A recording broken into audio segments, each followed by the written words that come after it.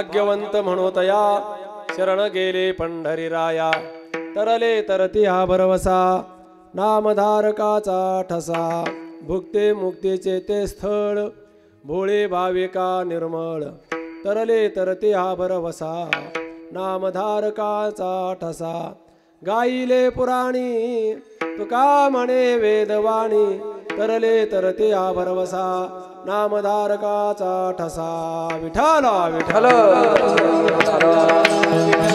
विठ्ठला विठ्ठला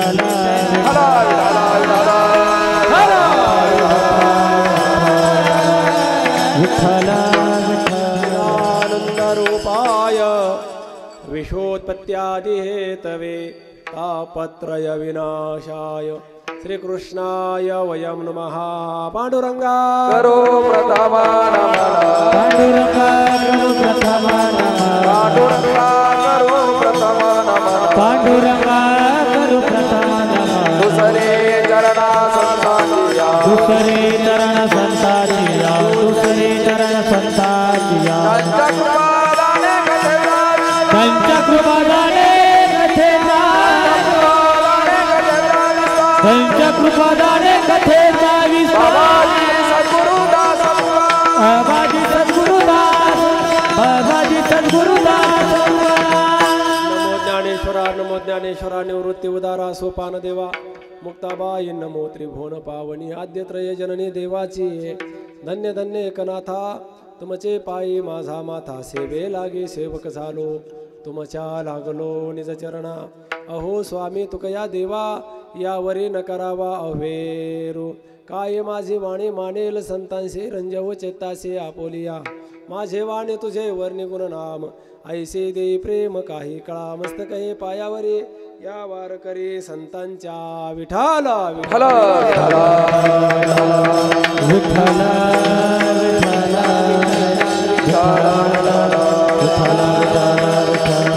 भाग्यवंत म्हणोतया शरण गेले पंढरीराया तरले तरते आभरवसा नामधारकाचा ठसा सृष्टीच्या कणाकणामध्ये विराजमान भगवान श्री पंढरीनाथ परमात्मा भगवत स्वरूप संतवृंद तथा आत्मस्वरूप कीर्तन प्रेमी भाविक सज्जन माता भगिनी तुम्हा सर्वांच्या सेवेसाठी निवडलेला अभंग महान भगवत भक्त जगद्वंदनीय जगद्गुरु संत श्रेष्ठ श्री तुकाराम महाराज यांचा एक अत्यंत महत्त्वपूर्ण असा अभंग आहे। या प्रस्तुत अभंगामधून श्रीमंत श्री जगद्गुरु तुकाराम महाराज आम्ही कोणाला भाग्यवंत म्हणतो आणि का म्हणतो याचं अत्यंत सुमधुर गोड असं चिंतन महाराजांनी या अभंगाच्या द्वारे केलेलं आहे। विठाला विठाला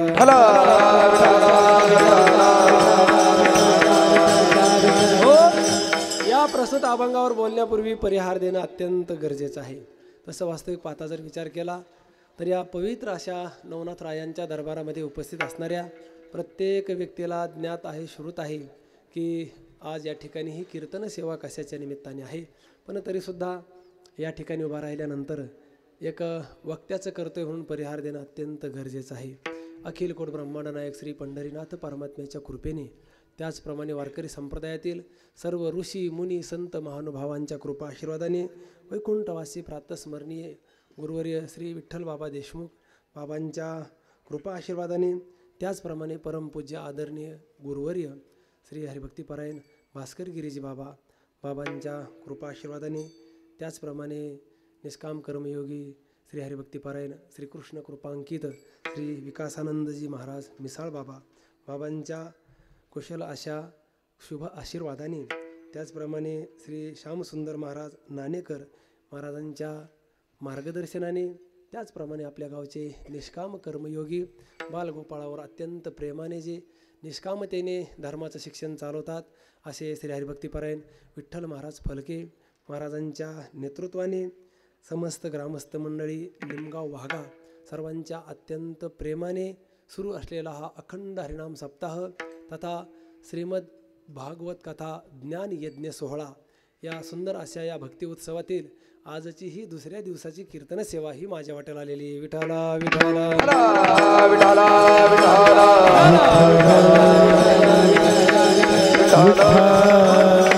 अशा या भव्य दिव्य स्वरूपाच्या अखंड हरिनाम सप्ताहामध्ये आज कीर्तन सेवेमध्ये या ठिकाणी साथसंगत करण्यासाठी तथा व्यासपीठावर उपस्थित असणारे जे काही व्यक्तिमत्व आहेत ते वारकरी संप्रदायातील फार ज्येष्ठ श्रेष्ठ तपस्वी आणि साधननिष्ठ व्यक्तिमत्व आहेत. त्यामध्ये आपल्या गावचे भूमिपुत्र श्री हरिभक्तीपरायण विठ्ठल महाराज फलके स्वतः महाराज आज या ठिकाणी कीर्तन सेवेमध्ये टाळ घेऊन उभा आहेत.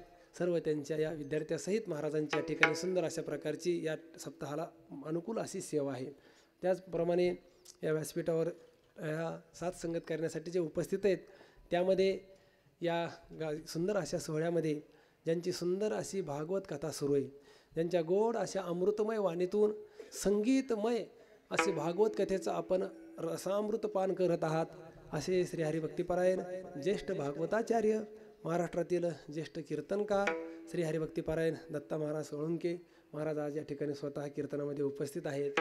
या बाजूला आज या ठिकाणी या कीर्तन सेवेमध्ये व्यासपीठावर उपस्थित असलेले परमपूज्य आदरणीय गुरुवर्य यतींद्र कुलतिलक परमहंस परिव्राजकाचार्य भारतानंदजी स्वामीजी महाराज, त्यांचे कृपांकित शिष्य यतिराज श्री हरिभक्तीपरायण नित्यानंदजी महाराज, तेही महाराज आज या ठिकाणी उपस्थित आहेत. जोग महाराज वारकरी शिक्षण संस्थेचे माजी विद्यार्थी श्री हरिभक्तीपरायण बाबाजी महाराज सुन्नर, तेही आज या ठिकाणी कीर्तनामध्ये उपस्थित आहेत. त्याचप्रमाणे मृदंगाची साथसंगत करण्यासाठी या ठिकाणी महाराष्ट्रातील एक ख्यातनाम मृदंग वादक ज्येष्ठ मृदंगाचार्य श्री हरिभक्तीपरायण अवधूत महाराज या ठिकाणी उपस्थित आहेत. आत्ता सुंदर ज्या महाराजांनी गोड अशी चाल गायली असे श्री हरिभक्तीपरायण ज्येष्ठ गायनाचार्य संगीत विशारद संगीत अलंकार आकाश महाराज उपस्थित आहेत. त्याचप्रमाणे महाराजांना ज्यांनी सुंदर अशी साथसंगत केली असे श्री हरिभक्तीपरायण संगीत विशारद संगीत अलंकार माऊली महाराज उपस्थित आहेत. दोन्ही महाराजांच्या मध्ये उपस्थित असणारे रवींद्र महाराजही उपस्थित आहेत आणि हे दोन अशा प्रकारचे सुंदर असे चौबदार या ठिकाणी उपस्थित आहेत. तुतारी वादक उपस्थित आहेत, विनेकरी उपस्थित आहेत. त्या टोकापासून तर या टोकापर्यंत उपस्थित असणारी ही सर्व बालगोपाळ मंडळी, सर्व भाविक सज्जन, माता भगिनी, सुंदर असे साऊंड सिस्टीमचे मालक तथा हे सगळं प्रदर्शन करणारे आणि हे समाजापर्यंत पोहोचवणारे, या ठिकाणी शूटिंगची सेवा करणारे सर्व, या सर्वांच्या उपस्थितीमध्ये ही ठरलेल्या वेळामध्ये कीर्तन सेवा आपल्याला ही भगवंताच्या चरणी समर्पित करायची. आपली जी काय कीर्तनाची वेळ असेल 7 ते 10 तेवढे आपले हे 7 ते 9 आहे ना, 7 ते 9 वाजेपर्यंत ही कीर्तन सेवा करण्याचा प्रयत्न करायचा आहे. विठ्ठला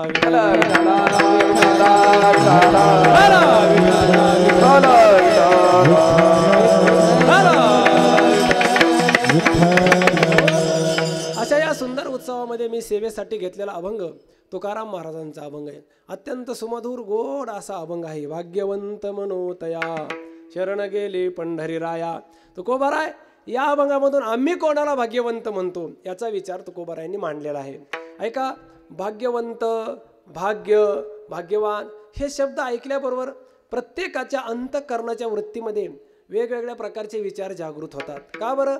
तर त्याचं मुख्य कारण असे, प्रपंचाच्या क्षेत्रामध्ये जीवन जगत असताना प्रत्येकाने आपल्या संकल्पेनुसार किंवा आपल्या अनुकूलतेनुसार प्रत्येकाने भाग्याची व्याख्या ही वेगवेगळी मानलेली आणि ते भाग्य ज्याच्या ठिकाणी दिसतं ना त्याला हा प्रपंचाच्या क्षेत्रातला मनुष्य भाग्यवान म्हणत राहत असतो. ऐका, नुसतं प्रपंचाच्या क्षेत्रातच लोक भाग्याची कल्पना करतात असं नाही.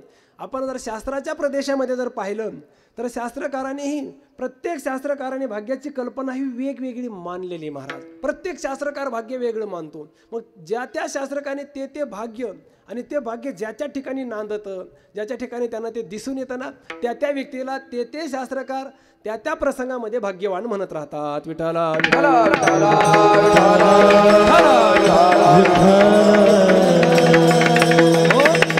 मग असा आपला एक प्रश्न आहे महाराज, शास्त्राचा जर विचार केला तर शास्त्र एक नाही ना. शास्त्रकाराने सांगितले अनंत शास्त्रम बहुवेदितव्यम. शास्त्रकार सांगतात अरे अनेक प्रकारचे शास्त्र आहेत आणि बहुवेदितव्यम, त्यातले जाणून घेण्यासारखे बरेचसे शास्त्र आहेत. बरं, त्या शास्त्रामध्ये जाणून घेण्यासारखे आहे, त्याचा अभ्यास करण्यासारखे आहे, पण सगळ्या गोष्टीचा विचार करून शास्त्रकाराने सांगितलं ते आयुष्याची मर्यादा, काल सगळा पाहून पुढचा विषय वेगळा आहे. पण शास्त्रकाराचं तात्पर्य अनेक ग्रंथ आहेत, स्मृती ग्रंथ भरपूर आहेत. मग त्या स्मृती ग्रंथाची जर तुम्ही व्याख्या सांगू लागली, त्या पुराणाची व्याख्या, त्या शास्त्रकाराने केलेली भाग्याची व्याख्या असे कसे सांगू शकतात? तर आपल्याकडे एक पुरावा आहे. कोणता? महाभारत नावाचा ग्रंथ. महाभारत ग्रंथाची निर्मिती झाली. महाभारत ग्रंथ कोणी लिहिला? बरोबर आहे, कोणी लिहिला? व्यास मुनींनी महाभारत नावाचा ग्रंथ लिहिला. त्याचा अभिप्राय ज्ञानोबारायांनी ज्ञानेश्वरीच्या पहिल्या अध्यायामध्ये सांगितला. ज्ञानोबाराय महाभारताचंही वर्णन ज्ञानेश्वरीच्या पहिल्या अध्यायामध्ये करतात आणि व्यास मुनींचंही श्रेष्ठत्व सांगतात. ज्ञानोबाराय सांगतात, मी ज्ञानेश्वरी लिहायला बसलोय पण मी व्यासांच्या पाठीमागे चाललेलो आहे, व्यासांचा मागोवा घेतो. कारण व्यास मुनींच्या बुद्धीचं वर्णन करत असताना शास्त्रांनी असं सांगितलंय, नमोस्तुते व्यास विशाल बुद्धे. व्यासांचं सामर्थ्य कमी नाही. कारण शास्त्रकारांनी तर असं सांगितलंय, व्यास मुनी म्हणजे साक्षात ब्रह्मा विष्णू आणि महेश तीन देवाचं एकवटलेलं सामर्थ्य म्हणजे साक्षात व्यास मुनी आहेत. कसं काय बरं असं? तर ते सांगतात, अरे व्यास मुनी दिसायला तुम्हाला सामान्य दिसतील, कारण भगवान विष्णूकडे पाहिलं तर विष्णू 4 हातावाला आहे, ब्रह्मदेवाकडे पाहिलं तर ब्रह्मदेवाला किती मस्तक आहेत, मुख आहेत 4 मुख. बरं, भगवान शिवशंकराकडे पाहिलं तर 3 नेत्रावाले शिवशंकर आहेत, आणि बादरायण मुनीकडे जर पाहिलं तर हे त्यांच्या ठिकाणी काही दिसत नाही. पण ते शास्त्रकाराचं असं म्हण आहे, अचतुर्वदनो ब्रह्मा, म्हणजे त्याला 4 मुख नाहीत, पण ब्रह्मदेवाचं सामर्थ्य कोणामध्ये? व्यासमुनीमध्ये. बरं, द्विबाहू अपरो हरिही, अपरहा हरिही द्विबाहू, म्हणजे हरिही म्हणजे विष्णू, म्हणजे 2 हातावाला साक्षात विष्णूचं सामर्थ्य ज्यांच्या ठिकाणी आहे असे बादरायण मुनी. अभाल लोचन शंभू, म्हणजे अभाल म्हणजे मस्तकावर 3रा डोळा नाही, पण साक्षात भगवान शिवशंकराचं ज्यांच्यामध्ये सामर्थ्य आहे असे भगवान बादरायण. हा विठाला विठाला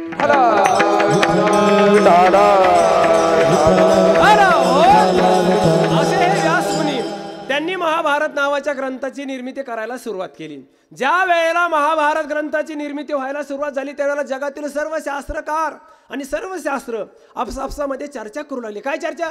अरे आता महाभारत सुरू व्हायला लागलं आणि महाभारत निर्माण झाल्यानंतर या जगात आपल्याला कोणी किंमत देणार नाही, असं प्रत्येक शास्त्राचे विचार एकमेकांमध्ये सुरू व्हायला लागले. कारण आपल्याला कोणी किंमत देणार नाही, महाभारतामध्ये सगळे विषय येणार, आपल्याला कोण विचारणार?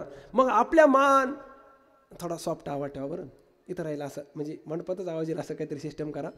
तसं ते माझाच आवाज बसलेला आहे कारण माईकचे घोळ आहे. माईकची सिस्टम अशी असते विठ्ठल महाराज, ज्याच्या पुढं माईक आहे ना त्याने असं फुकावं लागत असतं. आपलं हे व्यासपीठ आहे, याच्यात विक्षेप नाही झाला पाहिजे महाराज. म्हणजे आपला देश आहे ना महाराज, इथं क्रांतिकाराने बलिदान दिले नाही धर्म चालवा म्हणून, हे व्यासपीठात कोणाचा विक्षेप नाही झाला पाहिजे, आहे का नाही? काय काय चाललंय हे? विठाला विठाला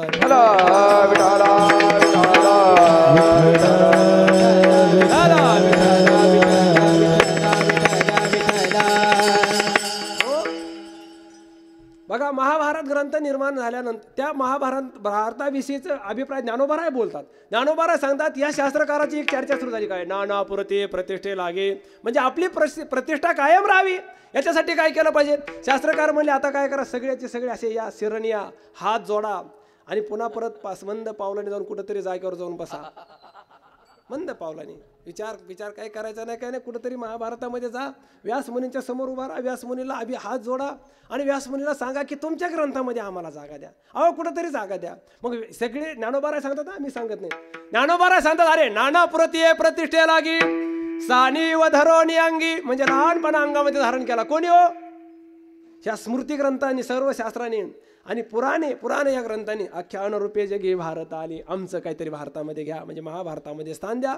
म्हणून महाभारतामध्ये व्यासमुनीने सगळ्या शास्त्रकारांचा अभिप्राय घेतलेला आहे. मग ज्ञानोबाराय सांगतात, महाभारतामध्ये जे तत्वज्ञान नाही ते जगात कुठेच सापडणार नाही. म्हणून महाभारती जे नाही, पुन्हा काय ते नोहेची लोकी तीही, पुन्हा या कारणे व्यासोचिष्ट जगत्रय. आज काय मला अडचण नाही वर दत्ता महाराज, थोडं जरी चुकलं तरी सगळे पाठांतरावालेत महाराज, विठ्ठल महाराज, दत्ता महाराज, इकडे नित्यानंद महाराज, थोडी ओवी चुकली तरी सांगणारे, त्यामुळे मला काही टेन्शन नाही. आणि एरवी पण मला काही टेन्शन नसतं, कारण चुकलेल्या लोकांना कळतच नाही. इथं काहीच अडचण नाही, सगळे विद्वान माणसं आहेत बघा. विठाला विठाला विठाला विठाला विठाला. मला एक सांगायचं, त्या महाभारतामध्ये एक व्यासांचं वचन आहे, भाग्यवान बहुसंमतः. व्यास म्हणे सांगतात, भाग्यवान सर्वाला मान्य असतं. कोणत्याही क्षेत्रामध्ये जा, भाग्यवानाची कल्पना पाहायला भेटते. कोणत्याही धर्मामध्ये जा, कोणत्याही पंथामध्ये जा, प्रत्येक ठिकाणी भाग्यवान आपल्याला सापडतात. बघा, प्रामुख्याने जर विचार केला तर आपल्यासमोर 2 क्षेत्र आहेत. एक संसाराचं क्षेत्र आहे, एक पारमार्थाचं क्षेत्र आहे. या दोन्ही क्षेत्राचा विचार केल्यानंतर दोन्हीकडेही भाग्यवान मानला जातो. संसारामध्येही भाग्य असतं, परमार्थामध्ये भाग्य असतं. संसारामध्ये भाग्यवान असतो, पारमार्थामध्ये भाग्यवान असतो. संसारामध्ये भाग्यवंताची किंमत किंमत केली जाते, परमार्थामध्ये भाग्यवंताची किंमत केली जाते. संसाराचा विचार करत असताना भाग्याशिवाय संसारामध्ये फलप्राप्ती नाही, तसं परमार्थामध्येही भाग्याशिवाय फलप्राप्ती नाही. विठाला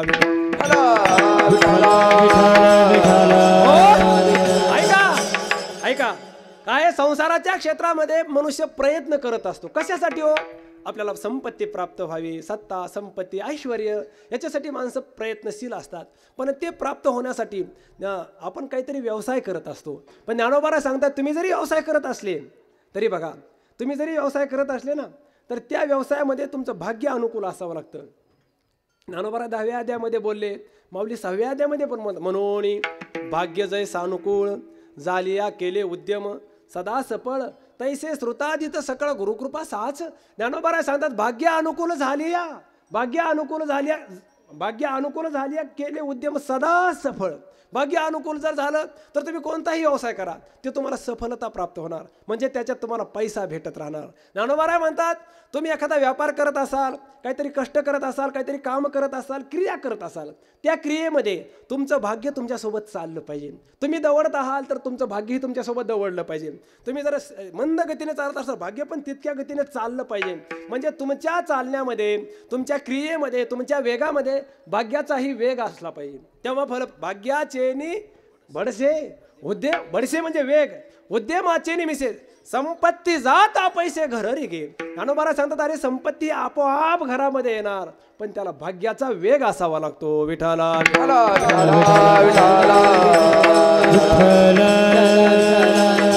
ऐका, शास्त्रकाराचं असं म्हणणं आहे, अरे काय संपत्तीचा आणि कष्टाचा, व्यवसायाचा संबंध आहे, संपत्तीचा भाग्याशी संबंध आहे.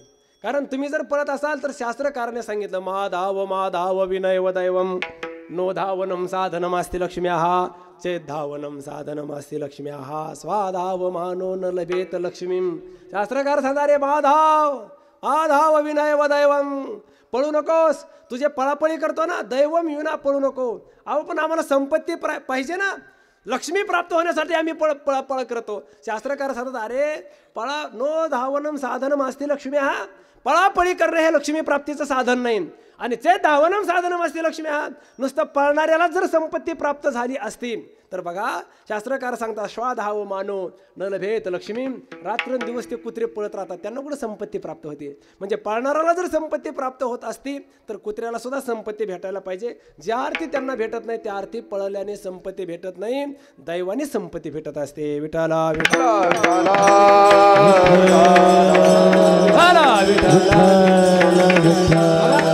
बघा, ज्ञानोबाराय आता हे सगळे ज्ञानोबारायच्या ओव्यात बरे शास्त्रप्रमाणे सांगितले. ज्ञानोबाराय सांगतात, काय ज्याच्या नशिबात संपत्ती नाही, म्हणजे दैवात भाग्यात ज्याच्या संपत्ती नाही, त्याच्या घरात जरी संपत्ती असली ना तरी त्याला प्राप्त होत नाही.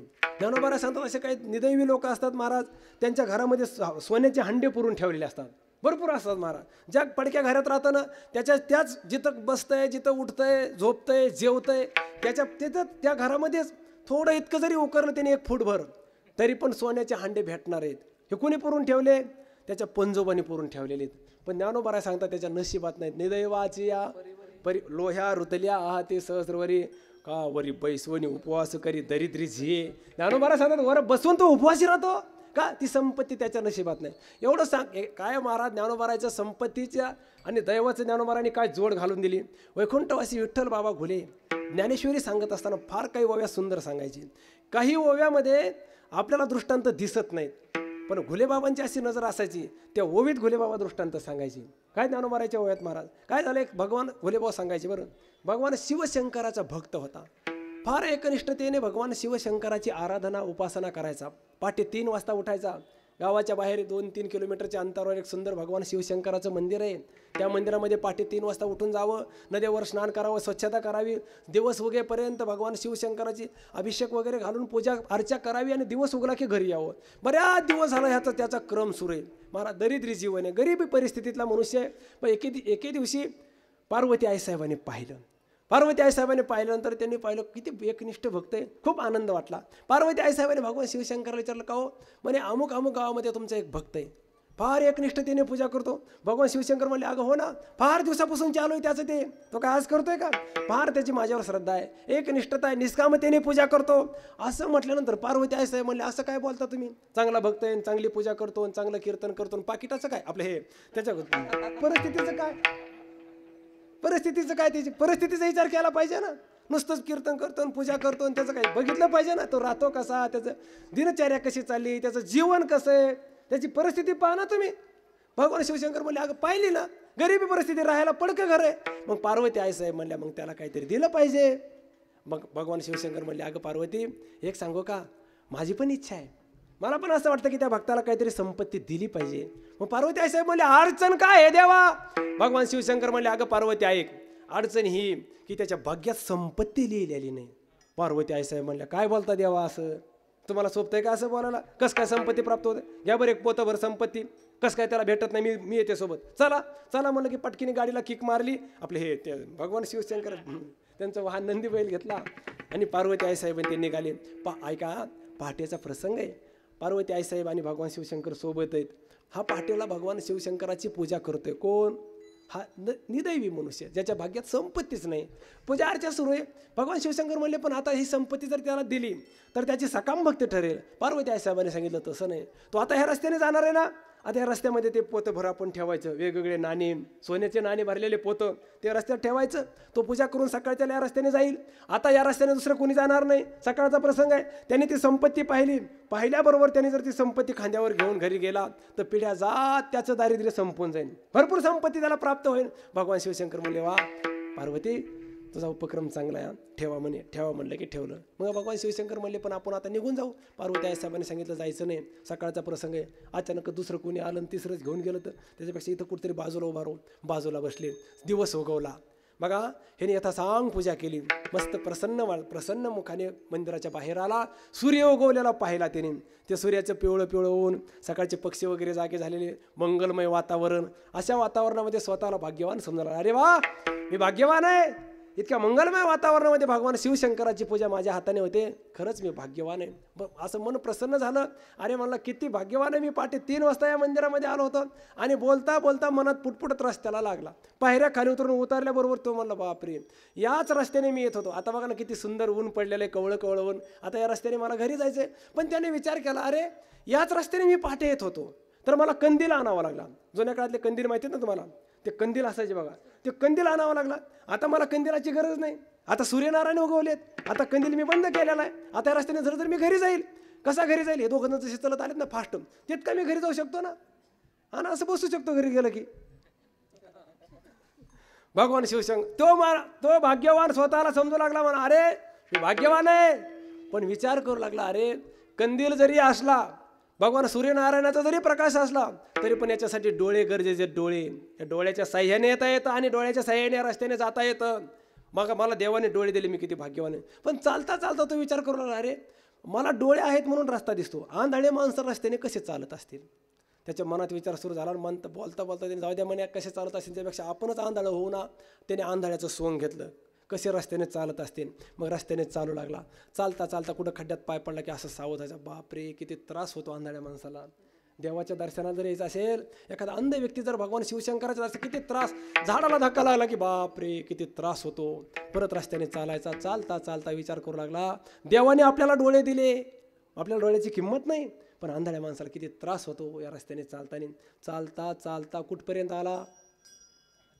वा, पोतं विसरू नका, पोत्यापर्यंत आला. पोतं ठेवलेले महाराज, भरलेलं पोतं बरं विठ्ठल महाराज. तिथं जवळ आला. आता ह्याने सोंग कशाचं घेतलेलं आहे?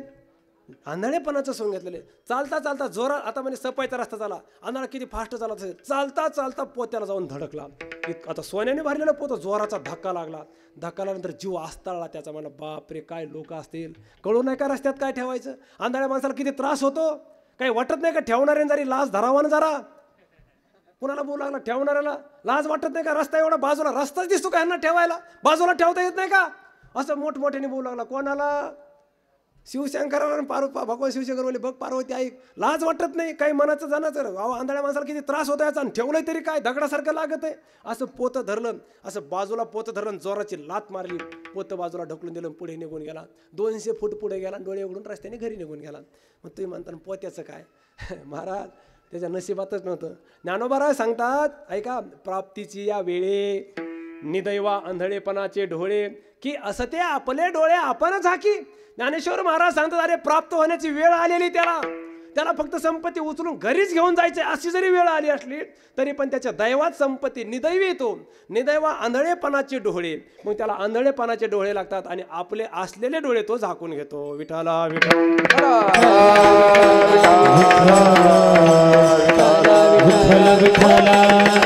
म्हणजे ऐका, संपत्ती प्राप्त करत असताना दैवामध्ये असावी लागते.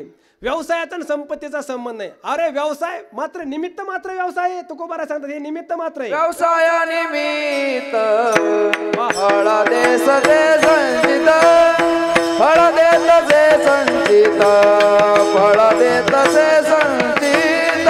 व्यवसाय निमित्त फल देते संचित, फल देत संचित, फल देत संचित. व्यवसाय निमित्त फळ देत जे संचित, फळ देत जे संचित, फळ देत जे संचित. व्यवसाय निमित्त फल देत संचित, फल देत संचित, फल देत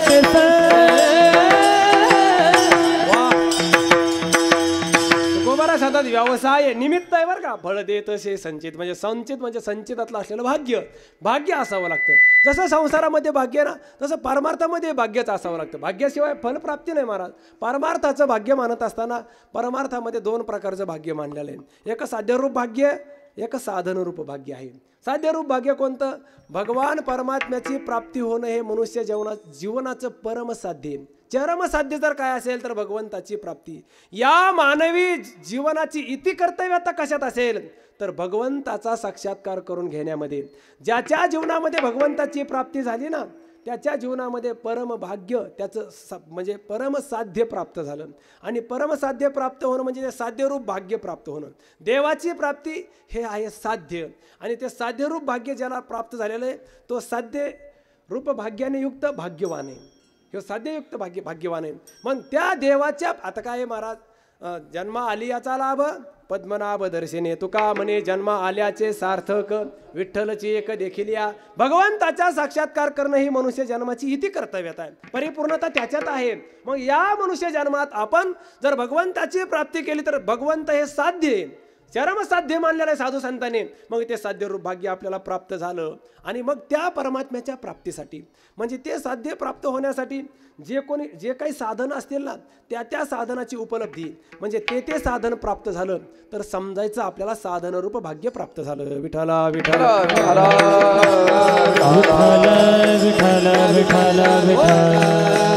मग ऐका, भगवंताची प्राप्ती हे साध्य. मग त्या प्राप्तीसाठी लागणारे साधनाचा जर विचार केला तर भगवंताच्या प्राप्तीसाठी कोणतं साधन लागतं? हे मानवी शरीर. हे शरीर भगवंताच्या प्राप्तीचं साधन मानलेलं आहे. या शरीरानेच परमात्म्याची प्राप्ती करून घेता येते. आयुष्याच्या साधने सच्चिदानंद पदवी घेणे, सच्चिदानंद पदवी घेणे. आयुष्याच्या साधने सच्चिदानंद पदवी घेणे, सच्चिदानंद पदवी घेणे. आयुष्याच्या साधने सच्चिदानंद पदवी घेणे, सच्चिदानंद पदवी घेणे. आयुष्याच्या साधने सच्चिदानंद पदवी घेणे, सच्चिदानंद पदवी घेणे.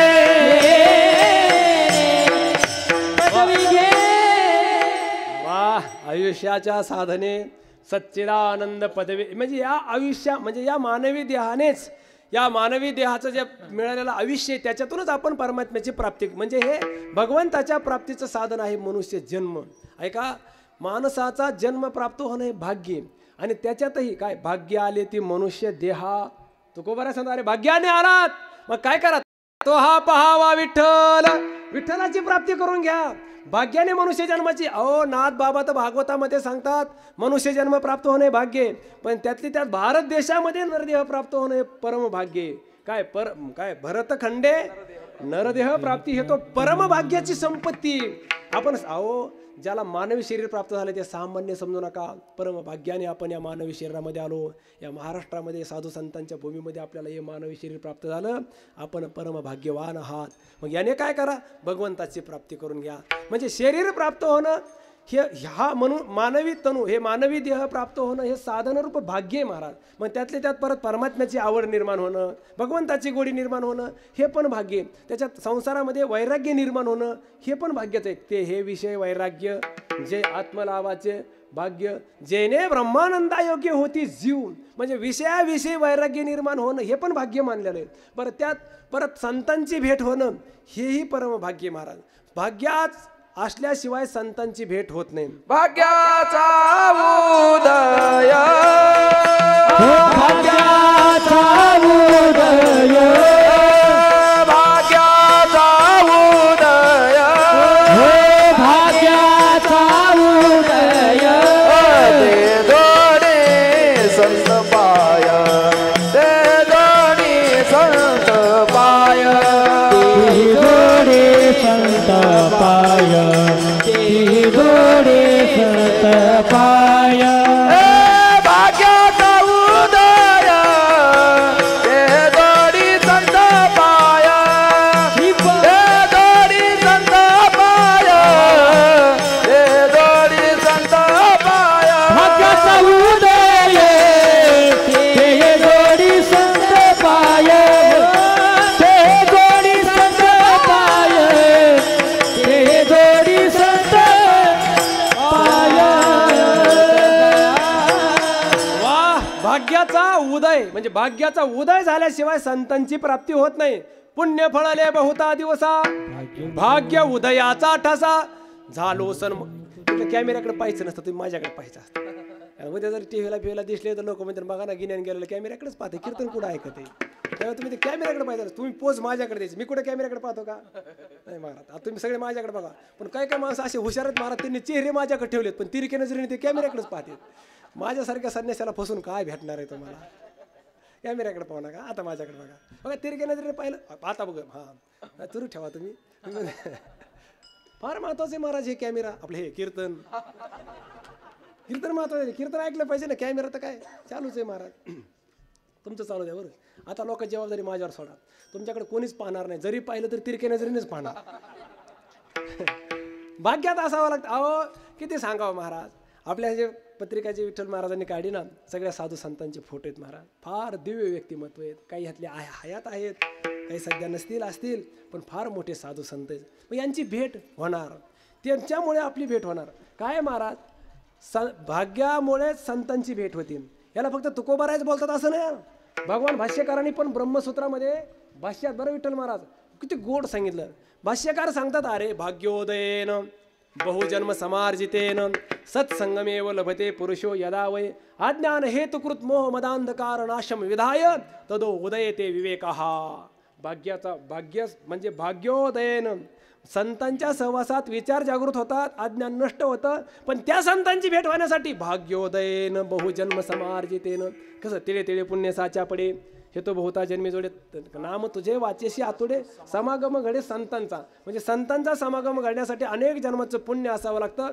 तसंच भगवान शंकराचार्य भाष्यकार पण हेच सांगतात की बहुजन्म समार्जितेन भाग्योदयेन सत्संगमेव लभते, म्हणजे संतांची संगती भाग्यानेच प्राप्त होते. महाराज आपल्या जीवनामध्ये मानवी शरीराची प्राप्ती होणं भाग्य आहे. बघा वैराग्य निर्माण होणं भाग्य आहे, भगवंताची आवड निर्माण होणं भाग्य आहे, संतांची भेट निर्माण होणे भाग्यानेच प्राप्त होते. मग अशा या भाग्याच्या पायऱ्या चढत चढत आपल्या अंतःकरणामध्ये भगवंताविषयी तीव्र इच्छा निर्माण झाली, भगवंताची प्राप्ती व्हावी, देवाची भेट व्हावी, सत्संगती प्राप्त झालेली. मग अशा वेळेला ज्याच्या अंतःकरणाची वृत्ती पूर्ण बनलेली आणि सर्वस्वाचा त्याग करून जो भगवंताकडे शरण निघालेला आहे, आम्ही त्याला भाग्यवान म्हणतो. अभंगाचं पहिलं चरण. भाग्यवंत म्हणून या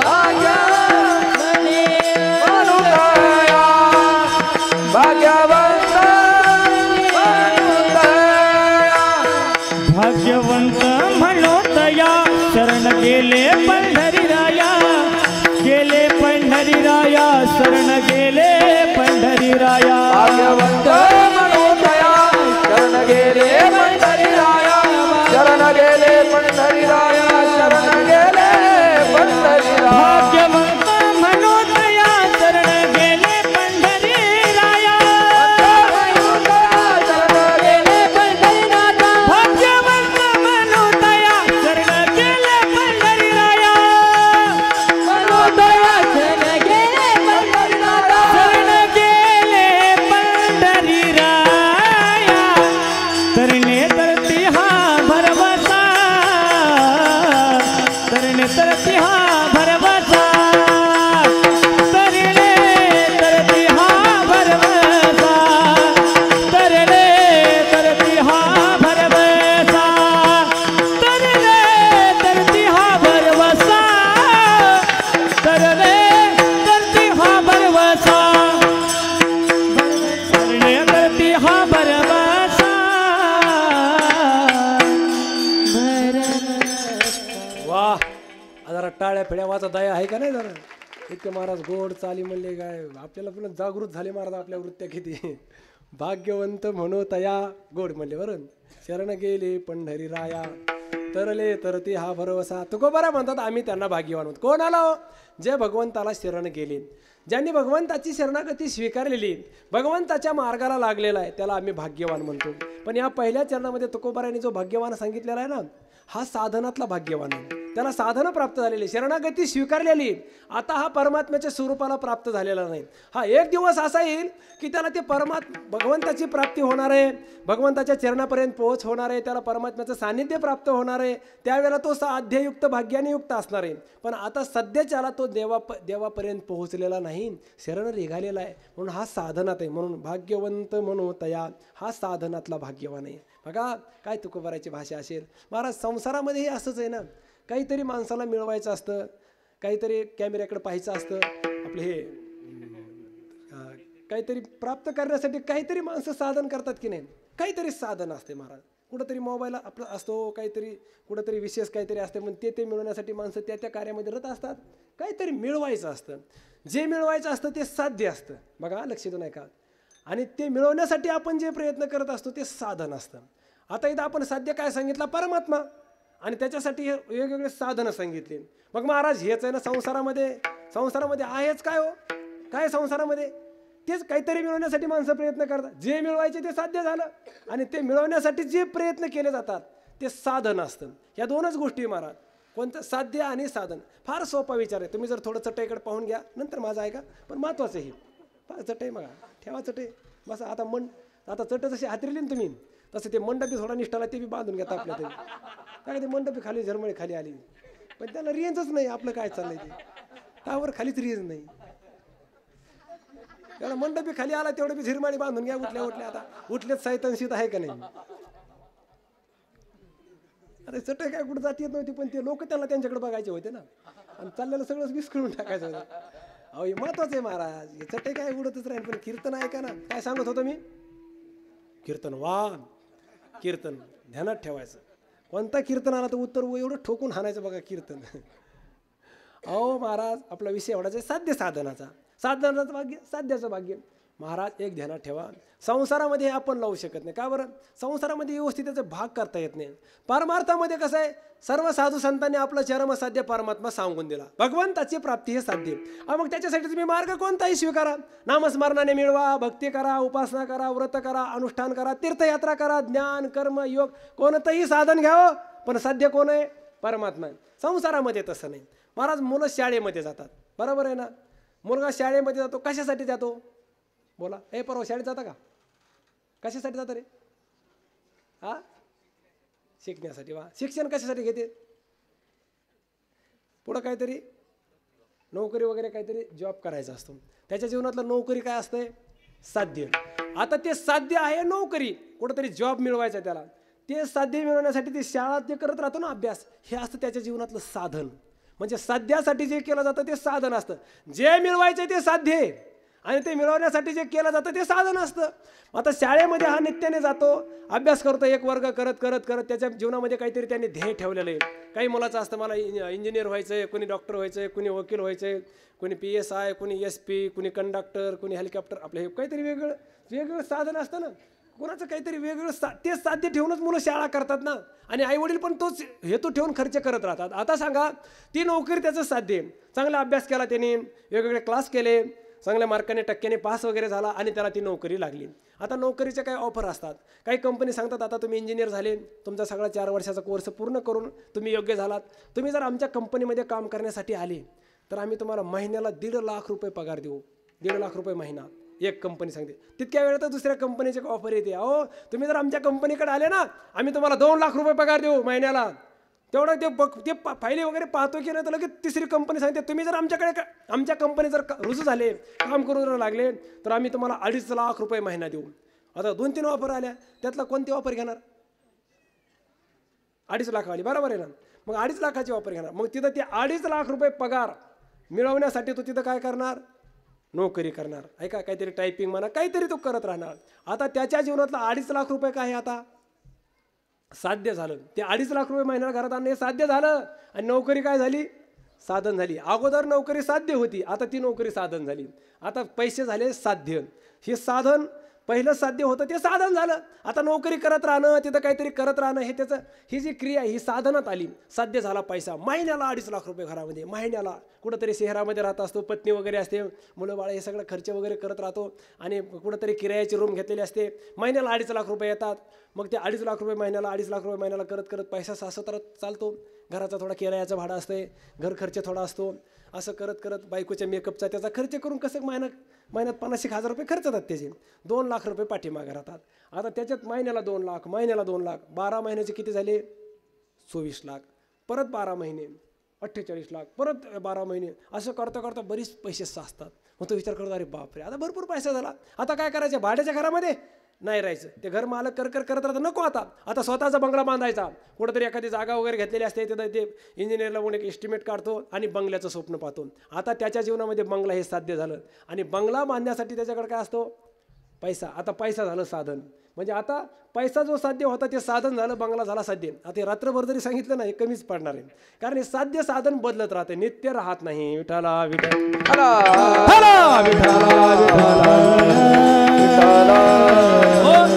आणि प्रपंचाच्या क्षेत्रामध्ये जीवन जगत असताना माणसाचा एक स्वभाव बनलेला आहे. काय स्वभाव? आपल्या भाग्याने आपल्याला काहीतरी प्राप्त असतो. प्रत्येकाच्या भाग्याने काही ना काही वस्तूची उपलब्धी असते. संसारामध्ये आपलं सगळं व्यवस्थित असते. पण माणसाचा एक स्वभाव आहे, काय? आपल्याला जे उपलब्ध आहे ना, त्याला बघून संसारातला मनुष्य स्वतःला कधीच भाग्यवान म्हणत नाही. महाराज कधीच म्हणत नाही स्वतःला मी भाग्यवान आहे, असं कधीच समजत नाही. आपल्याकडे काय नाही, आपल्याकडे जी उपलब्धी त्याच्यात काय कमी याचा अगोदर विचार करतो. जे कमी ते ज्याच्याकडे असेल ना, ते माणसं त्याला भाग्यवान म्हणत राहतात. काय भाग्याचे? अहो, दशरथ राजाचा विचार करा. राजा दशरथाच्या जीवनामध्ये काय कमी होतो? अहो, ऐश्वर्याने भरलेलं राज्य होतं महाराज. एवढा सम्राट राजा होता राजा दशरथ. काही कमी नाही, सगळी प्रजा अनुकूल होती.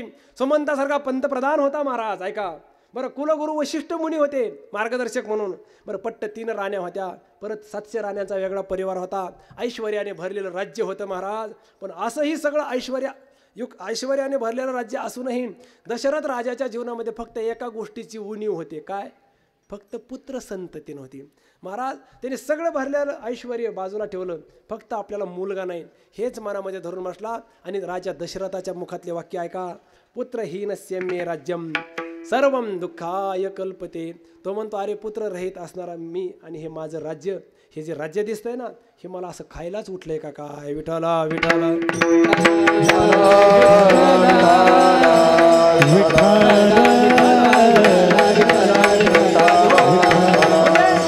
फक्त पुत्र संतती नाही, त्याला धरून तो अभागी समजत राहतो. माणसाचा एक स्वभाव आहे. काही माणसाचं कसं असतं, भरपूर ऐश्वर्य असतं, सत्ता असते, संपत्ती असते, गाड्या घोड्या कारखान्याचे मालक असतात, पण आरोग्य चांगलं नसतं. काही माणसाकडे आरोग्य चांगलं असतं तर सत्ता नसते, संपत्ती नसते, पैसा नसतो, मजुरीने काम करतात. आता ज्याचं आरोग्य चांगलं आहे तो त्याला भाग्यवान समजतो. आणि त्याचं घर बंगला आहे, भरपूर आहे, खाणं पिणं सगळं घरात भरपूर पडलेलं असतं. महाराज काही काही माणसाचे गडगंज असतात, घरात रोज सगळे पदार्थ असतात. त्याच्या घरी जर आपण आपल्यासारखे खेड्यातले माणसं सहज जेवायला जरी गेले ना, तर अशा पंक्ती बसवतात महाराज. गुलाबजाम, बालुशाही, पेढे, करंजा, लाडू, जिलेबी असे पदार्थ जेवायला असतात. आणि खेड्यातले माणसं म्हणले अहो बसा ना तुम्ही थोडे 4 घास खा ना. बंगल्यात खुर्चीवर बसलेला असते ते म्हणतं नाही ना मला खाता येणार नाही. ते म्हणतात अहो पण 1-2 गुलाबजाम आमच्यासोबत जेवा पंक्तीला. ते म्हणतं नाही ना जेवता येणार नाही, डॉक्टरने सांगितलं गोड खाऊ नका. अहो पण 2 गुलाबजाम खाल्ले असते. नाही ना डॉक्टरने सांगितलं गुलाबजामकडे पाहू पण नका, पाहिलं तरी शुगर वाढन. आपण 2 खाल्ले असते. अहो नाही ना मी पाहू पण शकत नाही, खात नाही महाराज. आणि खेड्यातली माणसं असतात ना ते दणकून हाणतात महाराज. काही नाही, काही त्रास नाही, काही नाही, किती खा काही होत नाही महाराज. काही माणसाचं आरोग्य इतकं चांगलं असते, किती गुलाबजाम खाल्ले तर काहीच होत नाही. आम्ही पालखी सोहळ्याच्या रस्त्याने एका माणसाने गुलाबजाम खाल्ले, किती खाल्ले असते ना खाऊन किती काय बघा गोष्ट खरी तो पडली. किती खाल्ले असते खाऊन महाराज, किती खाल्ले असते? 10. बरं तुम्ही किती खातान? 3. खरं नक्की? बायकोची शपथ नाही विचारलं बरं. अहो बरं 4 चांगले असले 5 तरी खातान की नाही? मग जाऊ द्या ठीक आहे. कुणी 4, कुणी 5, कुणी 10. ठीक आहे 10 पर्यंत ठीक आहे ना. महाराज किती खाल्ले त्या माणसाने गुलाबजाम? 95 गुलाबजाम खाल्ले. आश्चर्य वाटत बरं का 95 गुलाबजाम महाराज. बरं ते गुलाबजाम चांगले ना महाराज, ते दबत पण नव्हते गुलाबजाम. मराठवाडी गुलाबजाम आमच्याकडे. बरं ते गुलाबजाम असा किती जरी दाबला तरी न फुटणारा एकनिष्ठ कार्य करतात. बरं गुलाबजाम खाण्याची पद्धत कशी महाराज? गुलाबजाम घ्यायचा आणि चावायचा असा विषय नाही, उचलायचा असा गुलाबजाम तोंडात टाकायचा आणि तसाच गिळून घ्यायचा. सगळा ऑनलाईन व्यवहार, दाताचा स्पर्शच नाही महाराज. 95 गुलाबजाम खाल्ले. बरं गुलाबजाम बी बारीक नव्हते, चांगले अंड्या एवढाले, आपले लिंबा एवढाले बरं का, लिंबा एवढाले गुलाबजाम. महाराज जेवण झाल्यावर आम्ही त्याच्या पोटावर हात फिरला, तसे उरूनच गुलाबजाम हाताला लागत होते. काय खायला मर्यादा आहे का काय? म्हणलं बाबा किती खाल्ले? त्याने सांगितलं महाराज 90च्या आसपास खाल्ले हो. काही पोट वगैरे काही तुम्हाला काही त्रास? ते म्हणले आणखी घ्यायचं होतं पण ते वाढणारच आलं नाही.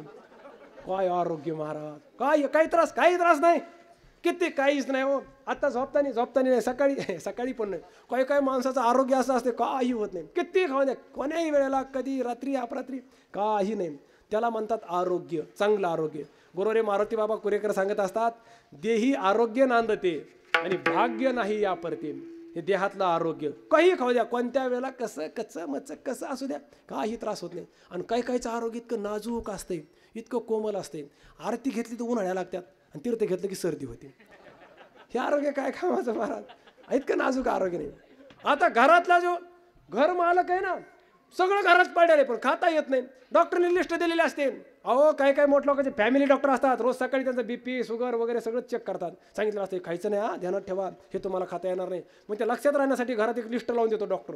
ते लिस्टाचं पारायण करतो रोज. हे बघा तुम्हाला साखर खाता येणार नाही, साखरेचे पदार्थ खाता येणार नाही, शिरा खाता येणार नाही, गुलाबजाम खाता येणार नाही, बालुशाही खाता येणार नाही, पेढे खाता येणार नाही, करंजा खाता येणार नाही. बरं तुम्हाला चपाती खाता येणार नाही, पुरणाची पोळी खाता येणार नाही, ज्वारीची भाकर खाता येणार नाही, बाजरीची भाकर खाता येणार नाही, तुम्हाला खिचडी खाता येणार नाही, साधा भात खाता येणार नाही, उपीट खाता येणार नाही, पोहे खाता येणार नाही, तुम्हाला शेवग्याची भाजी खाता येणार नाही, कारल्याची भाजी खाता येणार नाही. इतकी लिस्ट लिहिली असतील. कारल्याची भाजी खायची नाही, वांग्याची भाजी खायची नाही, बटाट्याची भाजी खायची नाही, शेपूची भाजी खायची नाही, भज्याची भाजी खायची नाही, शेवाची भाजी खायची नाही, गांज्याची भाजी खायची. गांज्याची भाजी नसते, गांज्याची भाजी करत नाही बरं, गांज्याचे भजे असतात, ते चुकूनच झालं माझ्याकडून. सगळं लिहिलेलं. इतकी यादी असते महाराज. हे खायचं नाही, आंबट खायचं नाही, तिरट खायचं नाही, खारट खायचं नाही, दुधाचे पदार्थ खायचे नाही, हे नाही ते नाही, सगळं लिहिलेलं असतं. त्यात फक्त एवढंच लिहायचं राहिलं असतं काय, फक्त शेण खायचं नाही, बाकी सगळं लिहिलेलं असते. काय जीवन आहे, काय आरोग्य महाराज. हेच आरोग्य. त्याला म्हणलं अहो तुमचं का अहो एवढा बंगला आहे, काय ऐश्वर्यात राहता महाराज, काय देहात आरोग्य नाही. भाग्यवान आहेत ना, भाग्यवान कशाचं? ते समोर बसलंय ना, समोर ते जेवतंय ना, ते भाग्यवान आहे. आणि ते जेवतंय त्याला जर म्हणलं ना अहो काय भाग्यवान आहे तुम्ही, किती गुलाबजाम खाता, काही त्रास नाही काय नाही, ते म्हणते महाराज कशाचे भाग्यवान, ते खुर्चीत बसलेलं भाग्यवान आहे. अहो खुर्चीत बसलेलं, मग त्याच्या घरात गुलाबजामचे डबे आहेत महाराज. आमच्याकडे कशाला, आम्हाला असेच पंक्तीला भेटले तर भेटतात, आम्हाला कशाला गुलाबजाम, यांच्या बघा रोज घरात गुलाबजाम. म्हणजे हे त्याला भाग्यवान म्हणताय आणि ते त्याला भाग्यवान म्हणते. विठाला विठाला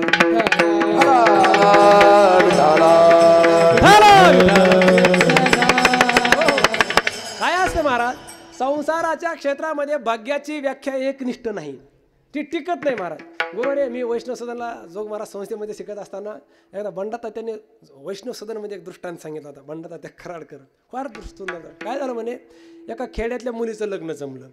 दिली कोणाला? एका बिझनेसमॅनला. ज्याचा मोठा प्लॉटिंगचे व्यवसाय आहेत, मोठा बिल्डर आहे, अब्जावतीची प्रॉपर्टी, लग्न सोहळा जमला, लग्नाचा दिवस आला, असा फार मोठा मंडप दिला, असा काही निष्ठाला नव्हता पण मोठा मंडप दिला, मंडप वगैरे दिला आणि लग्नासाठी सगळा परिसर जमा झाला, सगळ्याला चुलबंद निमंत्रण, बरं वेगवेगळे पदार्थ भोजनासाठी, बरं वेगवेगळे पदार्थ, मोठ्याचं लग्न महाराज, अब्जावतीची प्रॉपर्टी हो, आणि मजुरीने काम करणाऱ्याची मुलगी, आई वडील मजुरीने काम करतात, तिचं लग्न महाराज, सगळ्या परिसर लग्नासाठी आले आणि ते जेवायला बसले महाराज. लोक आश्चर्य करून आले, बापरे काय पदार्थ येतं महाराज. काही काही लग्नात असे पदार्थ असतात 56, 72 असे इतके पदार्थ वेगवेगळे असतात ठेवलेले. काही काही मोठ्याचं लग्न कधी पाहिलं का तुम्ही? काही काही लग्न असेच महाराज, त्या लग्न जर आपण जेवायला गेलो ना, ताटच एवढं मोठं असतंय, पलीकडच्या कडेचा जर पदार्थ घ्यायचा म्हटलं तर गुडघाटी एकूणच घ्यावा लागतो, असा हातच पुरत नाही महाराज, एवढाले ताटं असतात महाराज. ते सगळं लग्न आणि ते 16 लोक, गरीब खेड्यातले लोक म्हणले बापरे, अरे काय गरीबाची पोरगी हो, आई बाप मजुरीने काम करतात, भाग्यवान आहे पोरगी. सगळ्या बायांची चर्चा, भाग्यवान आहे. मग नंतर वाटं वगैरे लावायचा प्रसंग, आता सगळं लग्न थाटामाटा झालेलं. मग वाटं लावताना काय ते गाड्या असतात ना, सजविलेल्या गाड्या, बरोबर आहे ना, इकडे गाड्या सजवतात का नवरदेव नवरीला, ती नवरी नेण्यासाठी गाडी असते सजवलेली, ती गाडी सजवतात कशासाठी हो, मला काय अजून कळालं नाही बघा, का आता आमची अजून सजलीच नाही गाडी, म्हणजे लग्नच झालं नाही तर गाडी कशाची. अहो ती गाडी सजवण्याबद्दल आपला विरोध नाही, बरं त्या गाडीच्या पाठीमागून एक वाक्य लिहिलेलं असते, ते काय लिहिलेलं असते, तुम्ही काय सगळे ब्रह्मचारी नाहीत काय, दुल्हन दुल्हन हम ले जाएंगे, वाक्य लिहायचे काय गरज आहे, काय गरज आहे महाराज, त्याची बायको तेच घेऊन जाणार आहे ना, दुल्हन हम ले जाएंगे महाराज. विनाकाराने काही लोक काढत राहतात महाराज, जाऊ दे आपल्याला काय, त्यांची बायको कसे काय घेऊन जाणार महाराज, जशी तशी नंतर रडायला लावणारच आहे म्हणून आपलं पहिल्यांदा सजून खजून घेऊन जातात ते. एक ध्यानात ठेवा, आता हा गडगंज आहे, इथे काय गाडी वगैरे आली नाही, एक सजवलेल्या हेलिकॉप्टरच खाली उतरलं, सगळ्या परिसरातल्या बाया जमा झाल्या, म्हणले अगं रंगे, आता तुझ्या काय स्वप्नात हेलिकॉप्टर दिसलं असतं का, नवरदेव नवरी वाट लावताना महाराज ती आश्चर्यचकित झाली ना, हेलिकॉप्टर, माझ्या स्वप्नात हेलिकॉप्टर पाहिलं नसतं, हेलिकॉप्टरमध्ये नवरदेव नवरी बसली. आता पुण्यासारख्या शहरामध्ये उतरलं महाराज, तिथं बंगला आहे ना, बंगल्याच्या बाजूला हेलिपॅड बनवलेलं, तिथं ते नवरदेव नवरी उतरले आणि असे बंगल्याच्या समोर आले, सगळे लोक आलेले, आणि तिने तो बंगला पाहिला, बापरे म्हणे, कोण, ती नवरी, बापरे काय भाग्यवान आहे मी, स्वर्गाला लाजविला असा बंगला आहे, काय भाग्यवान आहे. त्या बंगल्यामध्ये त्यांनी प्रवेश केला. बरं बंगल्याला वेगवेगळ्या फॅसिलिटी, वेगवेगळ्या सिस्टम बसवलेल्या, त्याच्यात महाराज 300 माणसं जरी गेले, आपण जर पायातली चप्पल काढली ना, ज्याने चप्पल काढली तशी ती बाजूला जाणार, आणि त्या 300 माणसातला जो माघारी येईल ना, त्याच्याच पायाची चप्पल अशी फिरून माघारी येणार, अशी त्याला सेन्सर पायाचे बसवलेले. असा कधी बंगला पाहिला का तुम्ही? बरं पाहायचा असला तर आमच्या वागदऱ्यामध्ये या बीडमध्ये तुम्हाला दाखवा, असा काय बंगला नसतो बरं महाराज.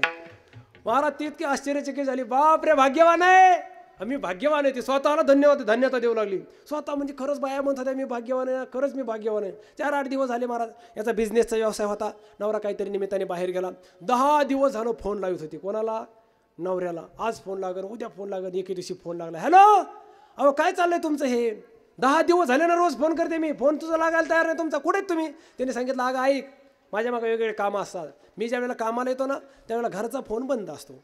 तिने सांगितलं पण आहोत असं असते का, मला काळजी लागते ना. त्याने सांगितलं काय काळजी करू नको, आपले बिझनेसचे कामं असतात, प्लॉटिंगचे व्यवसाय असतात, मी बिल्डर आहे, ह्याच्यातून मला बरेचसे काम असतात, मी काम झालं की फोन सुरू करत असतो. त्याने सांगितलं पण झालं ना 10 दिवस, घरी या ना. त्याने सांगितलं अगं घरी येणारच होतो मी, आज मी तुला ते सांगासाठीच फोन करणार, तेवढ्यात तुझाच फोन आला. आज घरी येणार होतो पण आज मला परत आणखी 10 दिवस येता येणार नाही, आणखी थोडे काम आहेत. ती म्हणली 10 दिवस काय काम आहेत? त्यांनी सांगितलं अगं थोडे प्लॉटिंगचे काम आहेत, आणखी जर 10 दिवस थांबलो तर 10-12 कोटीचा फायदा होणार आहे. ती म्हणली पण अहो पण घरी या ना तुम्ही. त्या नवऱ्याने सांगितलं अगं एवढी काय काळजी करालीस तू, कशासाठी घरी यायचं, एवढं कमून तुझं चाललंय का? तिने सांगितलं कशासाठी म्हणजे, हे बघा माझ्या आईने लग्न झाल्यानं वाटं लावताना मला एक गोष्ट सांगितलेली. काय सांगितलेलं आहे? आईने सांगितलेलं, हे बघ रंगे, शहरात गेले ना नवऱ्याला फोन करत राहायचा, कायम फोन करायचा, दिवसातून 4-4, 5-5 वेळेला नवऱ्याला फोन करायचा आणि विचारायचं तुम्हाला काय आवडत आहे जेवायला, नवऱ्याच्या आवडीचा स्वयंपाक जेवायला तसा स्वयंपाक बनवायचा. आणि हे बघ रंगे, ध्यानात ठेव ठके, आपलं हे रंग एकच कोणतं तरी नाव ठेवायला, नवऱ्यासोबत जेवायला बसायचं, नवऱ्याच्या मांडीला मांडी लावून जेवायला बसायचं. माझ्या आईने सांगितलेलं आहे मला तुमच्यासोबत माझी जेवायची इच्छा आहे, कधी आता, आज येता की नाही? त्याने सांगितलं अगं ऐक ना, अगं ठकू आणखी 10 दिवस येता येणार नाही. पहिले 10 आणि 10 किती दिवस झाले? 20 दिवस झाले. तिने सांगितलं मग फोन, त्याने सांगितलं अजून 10 दिवसानंतर फोन लाव. परत तिने 10 दिवस फोन लावितच राहायची महाराज. 10 दिवसांनी फोन लागला, हॅलो आज येताय ना घरी तुम्ही, सांगा तुमच्या आवडीचा काय पदार्थ बनवू काय? त्याने सांगितलं अगं ऐक, आज येणारच होतो सगळं ठरलं होतं, आज तुझ्याकडेच येणार होतो, मी तुला बोलणार होतो, पण काय झालं आमची एक टीम आहे, आम्ही सगळे टीममधून सगळे दिल्लीला चाललो आता. दिल्लीला? अहो पण दिल्लीला जायचं आहे कशासाठी? त्याने सांगितलं हे बघ ऐक, दिल्लीला जावं लागतंय. किती दिवस? 1 महिनाभर. महिनाभर? हा महिनाभर जा. हा मग महिनाभर काय करणार दिल्लीला? त्याने सांगितलं अगं तिथं काय गुंतवणूक करायची, 1 महिनाभर जर दिल्लीला गेलो ना तर आपल्याला 22 कोटी येतील. 22 कोटी.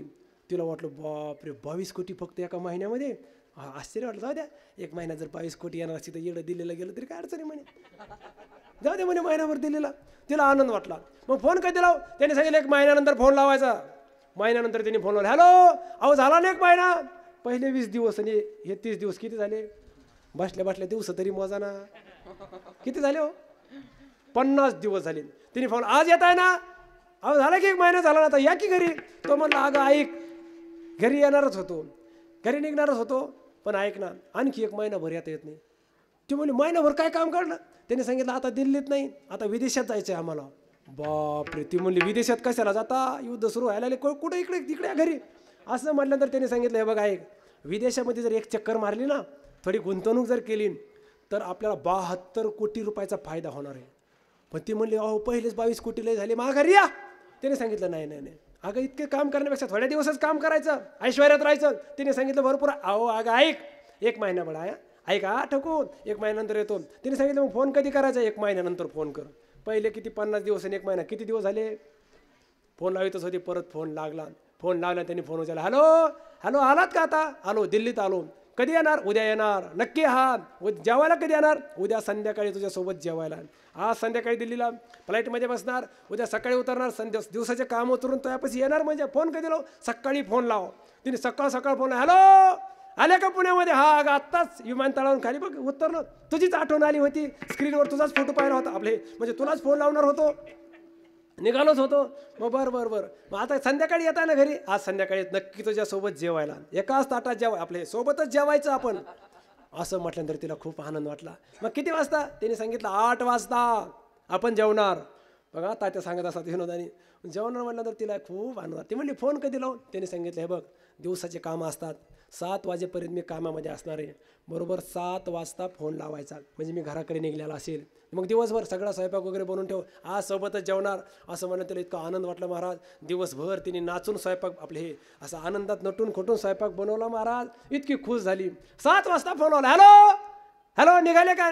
आले का? कुठपर्यंत आले? हॅलो हॅलो म्हणून त्यांनी सांगितलं अगं थांब ऐक ना, स्वयंपाक बनवला का तू? सगळं बनवलंय, बस पाणी गरम करून ठेवलेलं आहे, तुम्हाला हातपाय धुवायला आता सर्फ एक्सेल वगैरे साबणी ठेवलेल्या, आपले हे दुसऱ्या साबणी ठेवल्या, सगळी व्यवस्था करून ठेवली तुमची. असं म्हणलं तर ते म्हणलं अगं भाज्या वगैरे बनवला का? सगळं बनवलंय. कुठशी आले हे सांगा ना. ते म्हणलं अगं ऐक ना. काय ऐक ना? अहो कुठपर्यंत आला हे तर सांगा ना तुम्ही. अगं ऐक ना एक गोष्ट. ती म्हणली काय ऐकायचं? कुठपर्यंत आला ती सांगा, फक्त मी वाट पाहते, तुमच्या दारातच उभा आहे. ते म्हणलं अगं ऐक ना. ते म्हणले काय ऐक ना? ते म्हणलं अगं आणखी 8 दिवस आता येत नाही. बापरे 8 दिवस. मला तिला धक्काच बसला ना महाराज, हातातला फोनच गळून पडला. फोन खाली बसला, खाली बसली महाराज, ढासा रडली. जेवली नाही, संध्याकाळी जेवली नाही, रात्रभर झोप नाही महाराज, लाल डोळे झालेले. सकाळी उठली, नाश्ता नाही, काही नाही, उदास झाली. काय करायचं एवढा मोठा बंगला काय जाळायचा का? लोक भाग्यवान म्हणत होते, बाया भाग्यवान म्हणत होत्या. मला काय ते भाग्य का? काय कोणतं कामाचं ते भाग्य? नवऱ्यासोबत जेवायला भेटा ना मला साधं. इतकी दुःखी झाली महाराज. सकाळपासून ह्या गॅलरीत जा, वरच्या माडल्यात, खालच्या, एवढा मोठा बंगला महाराज, एकटीच फिरायला. दुःखी झाली, रडत होती. दुपारची 1 वाजली महाराज. 1 वाजेपर्यंत फिरत होती. फिरता एका गॅलरीतून मागच्या बाजूने एका बिल्डिंगचं काम सुरू होतं. तिने ते बिगारी कामगार लोक पाहिले. तिथं मोठमोठे हे अधिकारी लोक, इंजिनियर लोक, कंत्राटदार, मग ते मिस्त्री लोक, त्यांच्या हाताखाली बिगारी काम करणारे. परत त्याच्यात पुन्हा त्या बिगारी खेड्यातल्या बायाची पती पत्नीची जोड पाहिलेली. मग तिने ते पाहिलं, नवरा बायको काम करतेत, बायको नवऱ्याच्या हातात विटात येते, नवरा वर देतंय, सगळं असं पाहिलं. तिला आश्चर्य वाटलं. परत खालच्या मडल्यात आली, परत पाहती. इतक्या जवळ आली की एकामेकात ते बोलणं ऐकू यायला लागलं तिला. इतकं जवळ आली, तिला आश्चर्य वाटलं, अरे किती नवरा बायको विचाराने राहतात, किती भाग्यवान आहेत ते. असं पाहता 1 वाजली. त्या गुत्तेदाराने सांगितलं हे बघा आता 1 वाजलेली, हे बघा पटकन आता सुट्टी करा, टाईम झालेला आहे, 5 मिनटं जास्त झाली, आता जेवण वगैरे करा, परत आपण 2 वाजता कामाला लागू. असं म्हटलं की ते आता सगळे आपापल्या ठिकाणी पांगले. त्यातलं ते खेड्यातलं जोडपं होतं ना पती पत्नीचं, ते असं थोडं बाजूला आलं, हात वगैरे धुतले, सिमेंटाचे हात महाराज. तो नवरा म्हणला का ग आज भाजी काय बनवली? भाजी काय बनवली म्हणल्यानंतर ती बिगारी कामगाराची बायको ती म्हणली काय बनवली? काय वाटतं का तुमच्या जीवाला? 4 दिवस झाले तुम्हाला भाजी सांगते, एक तरी भाजी आणली का तुम्ही? आणि पुन्हा गिन्यान गेल्यासारखे विचारता काय भाजी बनवली? पिठलं बनवलं, पिठलं खावं लागलं. हां, ते म्हणलं अगं तुझ्या हातच्या पिठल्याला पण टेस्ट असते, असं जेवायला बसावं आपण. पण ते म्हणलं अरे पिठल्यासोबत कांदा आणला असेल ना? ती म्हणली हा तुमच्या आवडीचा कांदा आणला ना म्हणे. मग म्हणे जेवायला बसले. आता सांगा तिथं डायनिंग टेबल नाही, ताट नाही, काही नाही, थोडक्यात भाकरीन ते बेसन बांधून आणलेलं पिठलं, जेवायला बसली. कोण पाहतं हे? बिझनेसमॅनची बायको. ती वरच्या म्हटलं ती परत खाली आली. नवरा बायकोचं बोलणं ऐकून अशी अंतरावर आली महाराज. पाहिलं ते जेव्हा खेड्यातले काय तिने भाकरीचे चोड वगैरे सोडली, एक भाकर घेतली नवऱ्याच्या हातात ठेवली, परत त्यातलं पिठलं घेतलं, नवऱ्याच्या भाकरी बसा घ्या जेवायला सुरू करा. नवऱ्याने जेवायला सुरुवात केलं. मग ते मला अगं तू बस ना, बसते लगेच. तिने परत भाकर घेतली, त्या भाकरीवर पिठलं घेतलं, संपलं. आता पिठलं घेतलं, जेवायला सुरुवात झाली. जेवता जेवता नवऱ्याने पाहिलं, मला का अगं इतकं मोठं पिठलं मला टाकलं, तुझ्या ताटात काही ठेवा की नाही? तुझ्या भाकरीवर काहीच पिठलं दिसत नाही. ऐका मी काय इतकं खाणार आहे का? मग खरकाट्या हाताने जेवता जेवता नवऱ्याने पिठलं उचललं आणि बायकोच्या भाकरीवर टाकलं. मग ती बायको म्हणली अहो असं असते का? किती काम करता तुम्ही, मला इतकं पिठल्याचं काय, मला तरी सरणार आहे का हो? असं करू नका ना, तुम्हाला कष्ट करता तुम्ही आणि घ्या बरं. मग तिने खरकाट्या हाताने जेवता पिठलं घेतलं, नवऱ्याच्या भाकरीवर टाकलं. असं चालतात म्हणतात, आपल्याला काय माहिती नाही महाराज. दोघं जण जेवू लागले. आणि पाहताय कोण हे? बिझनेसमॅनची बायको. महाराज त्याला इतकं आश्चर्य वाटलं. परत खाली आली आणि ते जेवताना जवळ उभा राहिली. काकू कुठून आलात तुम्ही? त्या बाईने सांगितलं अगं आम्ही खेड्यातून आलो. कशासाठी आलात हो काकू? काही नाही, पोट भरण्यासाठी आलो, बिगारी काम करतो आम्ही, बिगारी काम करतो. अहो काकू तुम्ही भाग्यवान आहेत हा. आता ती बिझनेसमॅनची बायको कोणाला भाग्यवान म्हणली? ती बिगारी काम करणाऱ्या बाईला. ती म्हणली मी भाग्यवान आहे, माझ्यात काय दिसलं का तुला भाग्यासारखं? आणि तू विचारणारी कोण? तू कुठं राहते म्हटल्यानंतर त्या बाईने सांगितलं अहो हे समोरचा जे बंगला आहे ना, या बंगल्याची मीच मालकीण आहे म्हटलं. ती खेड्यातली बाईली मग बाबा माय अगं 15 दिवस झालं मी नुसतं बंगल्याकडे पाहते, हे बंगला तुझा आहे, या बंगल्याची मालकीण तू? ती म्हणली हा काकू या बंगल्याची मालकीण मीच आहे म्हणे. बाबा खेड्यातली बाई म्हणली अगं किती भाग्यवान आहेस तू, एवढ्या मोठ्या बंगल्यात राहते ना. तुझा नवरा काय करतोय ग? तिने सांगितलं माझा नवरा बिझनेसमॅन आहे, महिन्याला 30 कोटी रुपये घरात आणतो. बाबा ती खेड्यातली बाई म्हणली अगं किती भाग्यवान आहेस तू, महिन्याला 30 कोटी घरात आणताय तुझा नवरा. अगं आमचं कॅम्बाळ बघ ना, हे वाळून सिमेंटच कालित आहे. आमचा नवरा म्हणतात आहे ना, इकडं नवरा म्हणतात. हे नवरा बघ म्हणे काही नाही, मजुरी काम, त्याच्या हाताखाली मीच काम करते, बघा आमचं असं. म्हणजे ती बिझनेसमॅनची बायको म्हणली काकू त्या सगळ्या गोष्टी ठीक असतील पण तुम्ही भाग्यवान आहेत. खेड्यातली बाई म्हणली मी भाग्यवान आहे? काय चेष्टा करते काय माझी तू? मी कशाने भाग्यवान दिसले का तुला? काय माझ्यासाठी भाग्यासाठी? अहो पोटाला आग लागली, खेड्यात पोट भरणं, सोयाबीनला भाव नाही, कापसाला भाव नाही, कशातच काही सापडा ना खेड्यामध्ये. बरं ते लाडक्या बहिणीची योजना काढली त्या टोनग्याने, तर आता परत घरच आहे का गाडीच आहे का? ते काही खरं नाही म्हणे. आपलं पोट भरासाठी आम्ही शहरात आलो. काय का म्हणे मला भाग्यवान म्हणते तू? असं म्हटल्यानंतर तू भाग्यवान आहे खरी, नवरा बिझनेसमॅन आहे असं म्हटल्यानंतर ती बिझनेसमॅनची बायको रडायला लागली. ती म्हणली काकू नवरा बिझनेसमॅन आहे, मोठा बंगला आहे, पण काकू आज 3 महिने झाले नवऱ्याची माझी भेट नाही, नवऱ्यासोबत 4 घास खावा म्हणावं तर ते पण माझी इच्छा पूर्ण व्हायना. काकू तुम्ही तुमच्या नवऱ्यासोबत मांडी लावून जेवताय, हे कुठं माझ्या भाग्यात आहे? असं म्हटल्यानंतर ती रडायलाच लागली. कोण? बिझनेसमॅनची बायको. मग ती खेड्यातली बाई जवळ गेली, म्हणली अगं रडू नको, दुःख करू नको. ती म्हणली काय अहो ताई, खेड्यातल्या काकू अहो दुःख नाही करावं तर काय करू आम्ही, तुमच्यासारखं कुठं माझ्या भाग्यात आहे म्हटल्यानंतर ती खेड्यातली बाई म्हणली अगं तसं नसतंय, हे भाग्य फिके काही नाही, आपल्याच हातात आपलं भाग्य असते. ती म्हणली कशाचं भाग्य? खूप दिवसापासून इच्छा करते नवऱ्यासोबत मांडीला नवऱ्यासोबत एकदा तुझं जेवायला भेटा ना मला.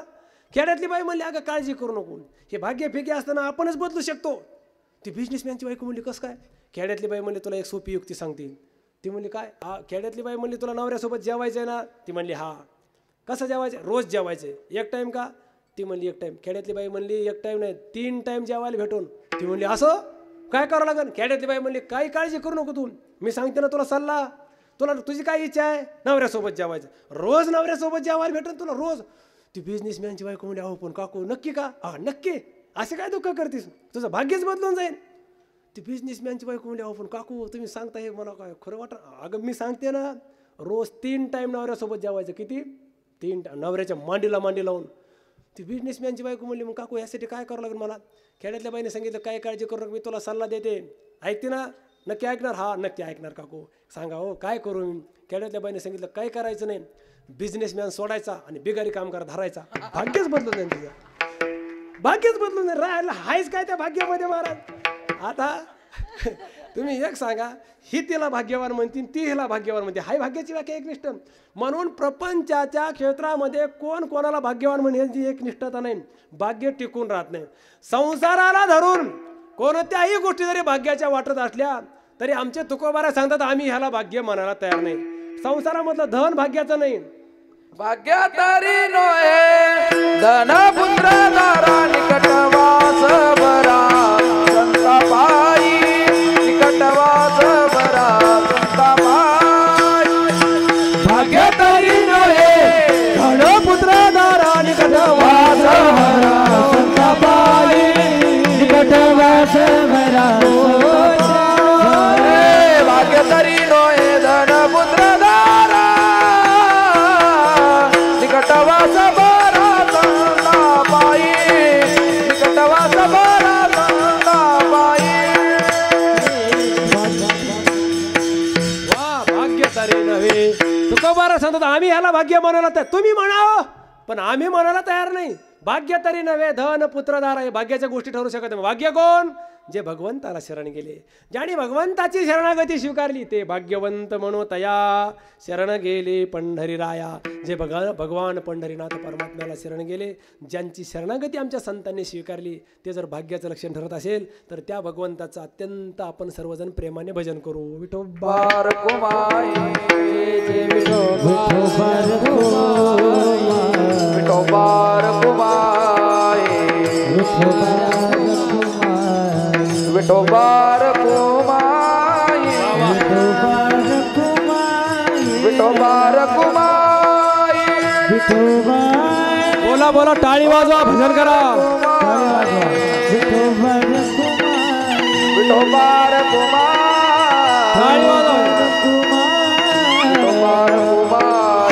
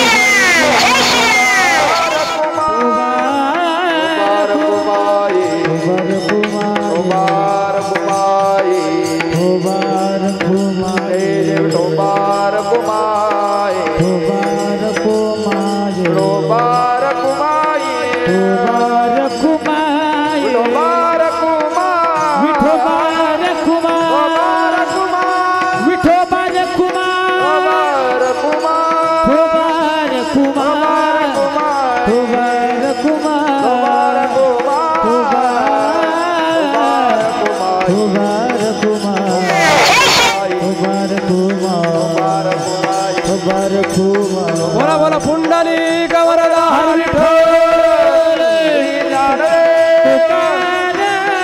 नाथ भगवान विठोबार कुमाई विठोबार कुमाई विठोबार कुमाई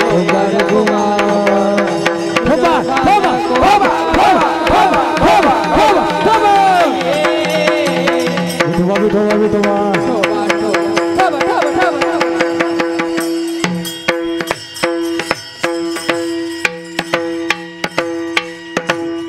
वाह धन्यवाद. खरंच मी फारच घाबरलो होतो बरं का. मला वाटलं विमान न्यायला असं आलं काय. माझे हातपाय बघा घामच फुटलाय मला. कारण मी म्हटलं अजून आपल्याला महाराष्ट्र हलवायचा आहे, पुन्हा आणखी सगळं राहिलं नाही महाराज. सगळे स्वप्न अधुरेच राहतील का असं वाटलं. पुन्हा गुरुकुलात 200 विद्यार्थी ठेवायचे तर आम्हाला निष्काम गुरुकुल. फारच घाबर होतं मला. आता बोलताच येणार नाही बघा. नाहीला जरी कीर्तन संपावं लागेल पण ते बरं झालं माघारी गेला गरुड. कारण इतकं काय पुण्य नव्हतं आपल्याला गरुडात बसून जाण्याचं. पण ते खरंच जवळ आलं मी भीती त्यांनी खाली ओरडं की मला वाटलं तर मला ह्याचा अडकीत का काय पण आपल्या गावाले विठ्ठल महाराजांनी खूप सुविधा केल्या बरं या सगळ्या. खरंच म्हणजे असं एक कीर्तनकर वाटं लावला ना मग महाराष्ट्र तरी सुधारणं आपलं. म्हणजे असं चांगला स्वागत करून हो स्वागत करून वाटायला बरं का महाराज. आनंद आहे खूप चांगलं आहे. काय या आपल्या भजन भक्तीचा जो आनंद आहे ना हे विठ्ठल महाराजांच्या अंतकरात खूप साधू संताविषयी प्रेम आहे. आणि संप्रदायाच्या निष्कामतेवर त्यांची श्रद्धा आहे. त्यांच्या पत्रिकेकडे पाहिलं सगळे निष्काम कर्मयोगीच आहेत आणि त्यांचं सानिध्य पण निष्काम लोकांमध्ये राहतात ते. आणि फार डॉक्टर बाबा असतील, हे मोठमोठे विकासानंद बाबा असतील, यांच्या सहवासामध्ये ही निष्कामता चाललेली, खूप चांगलं उत्सव चाललेला आहे. ठीक आहे, बोलता बोलता आपल्याकडून जवळपास 10 मिनटं जास्त झाली बरं, पण तरी पण 2-4 मिनटात घेतलं काय अडचण नाही महाराज. खूप चांगला कार्यक्रम चाललेला आहे. संपवतो महाराज. किती जरी बोललं तरी तुकोबारासारख्या संतांचे शब्द आहेत. कारण मी जर जास्त वेळ कीर्तन केलं तर तुम्हाला झोपायला उशीर होणार, जेवायला उशीर होणार, झोपायला उशीर होणार, परत सकाळी उठायचे, परत ज्ञानेश्वरी पारायण, परत उद्या दिवसाची भागवत कथा. आणि आज आपल्या सप्ताहाचा किती दिवस आहे? दुसराच दिवस आहे. काल कीर्तन झाले, आज कीर्तन, परत आणखी 5-7 दिवस कीर्तन ऐकायचे आहेत. आणि झोप पण फार महत्त्वाची. कारण आमचे मारुती बाबा सांगत असतात, ज्यांची झोप आणि जेवण ठरलेल्या वेळेत होत नाही ना, त्यांचं आरोग्य कधी चांगलं राहत नाही. ह्या झोपीसाठी कीर्तन लवकर संपावं लागेल. नाहीतर विचार केला तर आज दुसरा दिवस आहे ना, 5-7 दिवस कीर्तन रोजच ऐकायचे. कीर्तन आपण कधी ऐकू, पण जेवायला झोपायला काय परत परत भेटणार आहे का? का अहो, हे कायमचं सुरू आहे कीर्तन, परत परत नाही. ऐका, संपवतं बरं, अगदी 1-2 मिनिटामध्ये आपण ही सेवा समाप्त करू. ऐका, तुकोबारायचा अभंग आहे. तुकोबारायांनी सांगितलं, आम्ही त्याला भाग्यवान म्हणतो. कोणाला? जे भगवंताला शरण गेले. भगवंताला शरण जाणं म्हणजे काय? शरणागतालाच तुकोबाराय जर भाग्यवान म्हणत असतील तर थांबतो महाराज, शरणागतावर बोलतो थांबतो बरं, काय अडचण नाही ना. तुकोबाराय शरणागताला भाग्यवान म्हणत असतील तर महाराज आमची पण इच्छा आहे, आम्हाला पण तुकोबारायने भाग्यवान म्हणावं असं आमचं अंतकरण आम्हाला म्हणतंय. मग त्याच्यासाठी आम्हाला शरण जायचं. मग शरण जाणं म्हणजे नेमकं काय करणं? भगवंताची शरणागती स्वीकारणं म्हणजे काय करणं? ऐका, शरणागतीचे वेदांत शास्त्राने 6 प्रकार सांगितले बरं. रामानुज दर्शनकार 3 प्रकारची शरणागती सांगतात. वेदांत शास्त्र सांगते अनुकूल्यस्य संकल्पः, प्रतिकूल्यस्य वर्जनम, रक्षिष्यति ते विश्वासः, गोप्तृत्वे वर्णम तथा आत्मनिक्षेपकारपण्ये षड्विधा शरणागती. ही 6 प्रकारची शरणागती. आणि रामानुज दर्शन शास्त्र असं सांगते, तस्यैवाहम मम एवासो सो अहम इति त्रिधा भगवत शरणत्वम शात साधनाभ्यास पाठवा. रामानुज दर्शनकाराचं म्हणणं आहे, भगवंताची शरणागती 3 प्रकारची आपण करू शकतो. तस्य एव अहम, मी त्या परमात्म्याचा आहे. मम एव असो, तो परमात्मा माझा आहे असं म्हणणं. किंवा सो अहम म्हणजे मीच परमात्मा आहे. ऐका, हे 3 प्रकारची शरणागती. वेदांत शास्त्राचा थोडा क्लिष्ट भाग आहे, एवढे 3 प्रकारचे सांगतो आणि थांबतो. तस्य एव अहम म्हणजे मी, अहम म्हणजे मी, तस्य म्हणजे त्याचा, मी त्या परमात्म्याचा आहे असं माणसाने म्हणावं. आपला स्वतःचा संबंध देवाशी लावावा. काय असतं महाराज? आणि मम एव असो, तो परमात्मा माझा आहे असा संबंध असावा. आपण काय केलेले महाराज? आपले सगळे नाते संबंध आपण संसारामध्ये ठेवले. साधू संतांनी तसं नाही केलं. आपले जेवढे संबंध आहेत ना तेवढे परमात्म्याशी लावले. बघा, भक्तीचं शास्त्र एक ज्ञानशास्त्र आणि एक संसारशास्त्र आहे. या 3ही प्रकारच्या संबंधाचा विचार करत असताना आमच्या संतांनी काय केलं? ज्ञानाचा संबंध भगवंताशी लावला, भक्तीचा संबंधही परमात्म्याशी लावला आणि संसाराचा संबंधही परमात्म्याशी लावला. विठाला विठाला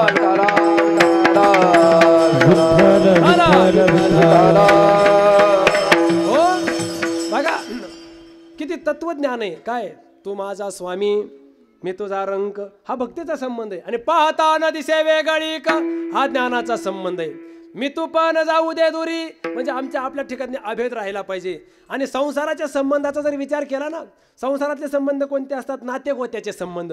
हे सगळे नात्याचे संबंध आमच्या तुकोबारायांनी काय केलं? सगळे देवाशी लावले. विठ्ठल बाप माय चुलता, विठ्ठल भगिनी आणि भ्राता, विठ्ठले विण चाड नाही गोता, तुका म्हणे आता नाही दुसरे. काय तुकोबाराची वाणी असेल हो? तुकोबारायांनी एकही संबंध संसारामध्ये ठेवलेला नाही. सगळे संबंध यार एरा मान विधी पालनापुरते, फक्त विधी पालनापुरता दिसत असेल, पण आमचे खरे संबंध भगवंताशी. तो का म्हणे आता नाही दुसरे, विठ्ठले विन चाड गोता नाही, तर आमचं जीवनात दुसरं काही गणगोत नाही. काय तुकोबाराची वाणी असेल? महाराज एक सांगू का, आपल्या संसारामध्ये जर सुखी राहायचं असेल ना, तर आपल्या नात्या गोत्याचा एक तरी संबंध देवाशी लावला पाहिजे. आपण काय करतो माहिती आहे का? सगळे संबंध संसारात ठेवले. बघा, लक्ष देऊ नाही का? संसारात किती नाते ठेवतो आपण? एक व्यक्ती असतो, त्याचे छोटे छोटे मुलं असतात. त्या मुलाला जर विचारलं ते कोण आहे, तर मुलगा काय सांगतो? माझे पप्पा आहेत, ते माझे वडील आहेत. म्हणजे मुलाने नातं कोणतं लावलं? वडिलांचं. बरं, त्याच व्यक्तीचा जर भाऊ भेटला तर भाऊ काय सांगतो? तो माझा भाऊ आहे. बरं, त्याच व्यक्तीची बहीण भेटली तर बहीण काय सांगते? अहो महाराज, तो माझा भैया लागतो, माझा भाऊ आहे, थोरला भाऊ आहे माझा. म्हणजे भावाने भावाचं नातं सांगितलं, बहिणीने भावाचं नातं सांगितलं. त्या व्यक्तीची जर आई भेटली तर आई सांगते तो माझा मुलगा आहे. बरं त्याच व्यक्तीचे वडील भेटले तर वडील काय म्हणतात, माझा मुलगा. किती जण नाते लावतात, चुलते भेटले तर चुलते म्हणतात तो माझा पुतण्या आहे. मामा भेटले तर मामा सांगतात तो माझा भासा लागतो. एका व्यक्तीसोबत किती नातेत महाराज. बरं त्याच व्यक्तीचे सासरे भेटले तर सासरे म्हणतात अरे तो माझा जावई. सासूबाई भेटली तर सासूबाई म्हणते माझा जावई की. बायको जर भेटली तर बायको म्हणते माझा बैल आहे. आपलं ते हे नवरा आहे. ते मला नवराच म्हणायचं होतं बरं, ते काय झालं घाई गडबडीत झालं महाराज. तुमच्या सर्वांची माफी मागतो आणि तुम्ही मला माफ करताना अशा अपेक्षा पण बाळगतो. कारण आता उरकायचं महाराज, असेच 5-10 मिनटं जास्त झाली, घाई गडबडीत झालं माझ्याकडून. काय होतंय बोलता बोलता हे सगळं आवरायचं आपल्याला, जय विठ्ठल करून टाकायचं आणि मोकळं व्हायचं. सगळं आवरण्याच्या गडबडीत काय होतं, बोलता बोलता काही काही वेळेला असं होतं भावनेच्या भरात कधी कधी तोंडातून खरेच शब्द निघून जातात. त्याबद्दल मी तुमच्या सर्वांची माफी मागतो. हे झालेलं इथंच विसरून जा महाराज. इतके नाते ठेवले, एक तरी देवाशी संबंध ठेवला. ऐका ऐका मायबाप, एक संबंध ठेवा. हे 3 संबंध सांगतो बरं का. यात तुम्हाला थोडं तत्वज्ञान सांगतो, काही अडचण नाही ना आता. विठ्ठल महाराज झालं कीर्तन संपलं. काय सो अहम जो म्हणत असतो, हा सो अहमचा जो संबंध ठेवतो ना त्याला ब्रह्माचा अद्वैत साक्षात्कार होतो, ब्रह्मबोध होत असतो, अहम ब्रह्मास्मीचा साक्षात्कार होतो. आणि देव जो म्हणतो ना देव माझा आहे, देव माझा आहे जो म्हणत असतो ना, देव त्याच्या घरी येत असतो. आणि मी देवाचा जो म्हणत असतो ना त्याला देवाच्या घरी जावं लागतं. ऐका सुदाम देव ब्राह्मण होते. ते काय म्हणायचे पत्नीपाशी, अगं मी सामान्य समजू नको, मला सामान्य समजू नको, मी देवाचा मित्र आहे, देवाचा मित्र आहे, देवाचा. अरे ते द्वारकाधीश आहे ना भगवान कृष्ण परमात्मा, त्याचा मी मित्र आहे, त्याचा मी मित्र आहे. बायको म्हणली अहो नुसतं मित्र मित्र काय करता, जा की त्याच्या भेटीला. मग मुष्टी पोहे घेऊन या त्याचे भेटीला जावं लागलं. विदुर काकांच्या जीवनातला प्रसंग बघा. विदुर काका पत्नीपाशी म्हणत राहायचे, अगं आपण जरी झोपडीमध्ये राहत असलो ना पण आपला देव आहे, देव माझा आहे, देव माझा आहे असं म्हणायची. पत्नी म्हणली अहो देव माझा आहे म्हणणे फायदा काय. विदुर काकाने सांगितलं हे बघा ऐक. पत्नीला विदुर काका बोलतात, अगं देवाला जर आपण माझं म्हणत राहिलो ना, एक दिवस असा येतो देव घरी येतो, सुखे येतो घरा तो स्वतःहून येतो. विदुर काकाच्या पत्नी म्हणले पण असं कसं शक्य. ते म्हणले बघ तुला अनुभव घ्यायचा आहे ना, आपण 12 वर्ष देवाचं भजन करू. 12 वर्ष एकनिष्ठतेने झोपडीमध्ये भजन करत होते आणि सांज सकाळ देव माझा आहे, देव माझा आहे असं म्हणत राहायचे. प्रसंग असा झाला, महाराज हस्तिनापूरमध्ये शिष्टाई करता भगवान कृष्ण परमात्मा आले होते. दुर्योधनाची समजूत घालण्यासाठी भगवान कृष्ण परमात्मा आले. हस्तिनापुरा मोठी सभा भरलेली. सभेमध्ये व्यासपीठावर भगवान कृष्ण परमात्मा उभा राहिले. आजूबाजूला दुर्योधन दुःशासन हे धृतराष्ट्र सगळे बसलेले. अशा वेळेला भगवान श्रीकृष्ण परमात्म्याने सांगितलं, हे बघा दुर्योधनाला सांगितलं, दुर्योधना ऐक, पांडव हे तुझे बंधू आहेत. खऱ्या अर्थाने जर विचार केला तर ह्या गादीवर कोण बसलं पाहिजे, धर्म बसले पाहिजे, धर्मराज बसला पाहिजे. खरं या गादीचा अधिकार धर्मराजाचा आहे. पण दुर्योधना तू गादी घेऊन बसलेला आहे, तो गादी द्यायला पाहिजे. त्याने सांगितलं देवा ही फुकट घेतलेली नाही, देणार नाही, युद्ध करावं लागेल. भगवंताने सांगितलं युद्धाच्या गोष्टी सोड. दुर्योधना ऐक, पांडव हे तुझे बंधू आहेत, हे भाऊ आहेत तुझे. या गादीवर खरा अर्धा हक्क हा पांडवांचा आहे. पांडवांना अर्ध राज्य दे, अर्ध राज्य दे म्हटल्यानंतर ते दुर्योधन मला देवा अरे भिकेसाठी कोण राज्य देतो, यांना युद्ध कर म्हणावं, अर्ध राज्य देणार नाही म्हणे देवा, देणार नाही म्हटल्यानंतर भगवंताने सांगितलं दुर्योधना मूर्ख आहेस का काय, युद्धाचा विचार करू नको, युद्ध करणं चांगलं नसतं, निष्पाप लोकांचे बळी जात असतात. दुर्योधना मूर्खासारख्या गोष्टी करू लागला तू. भगवंत असे दुर्योधनाला म्हटल्यानंतर दुर्योधनाने सांगितलं नाही, देणार नाही देवा, देणार नाही, युद्ध करा म्हणावं.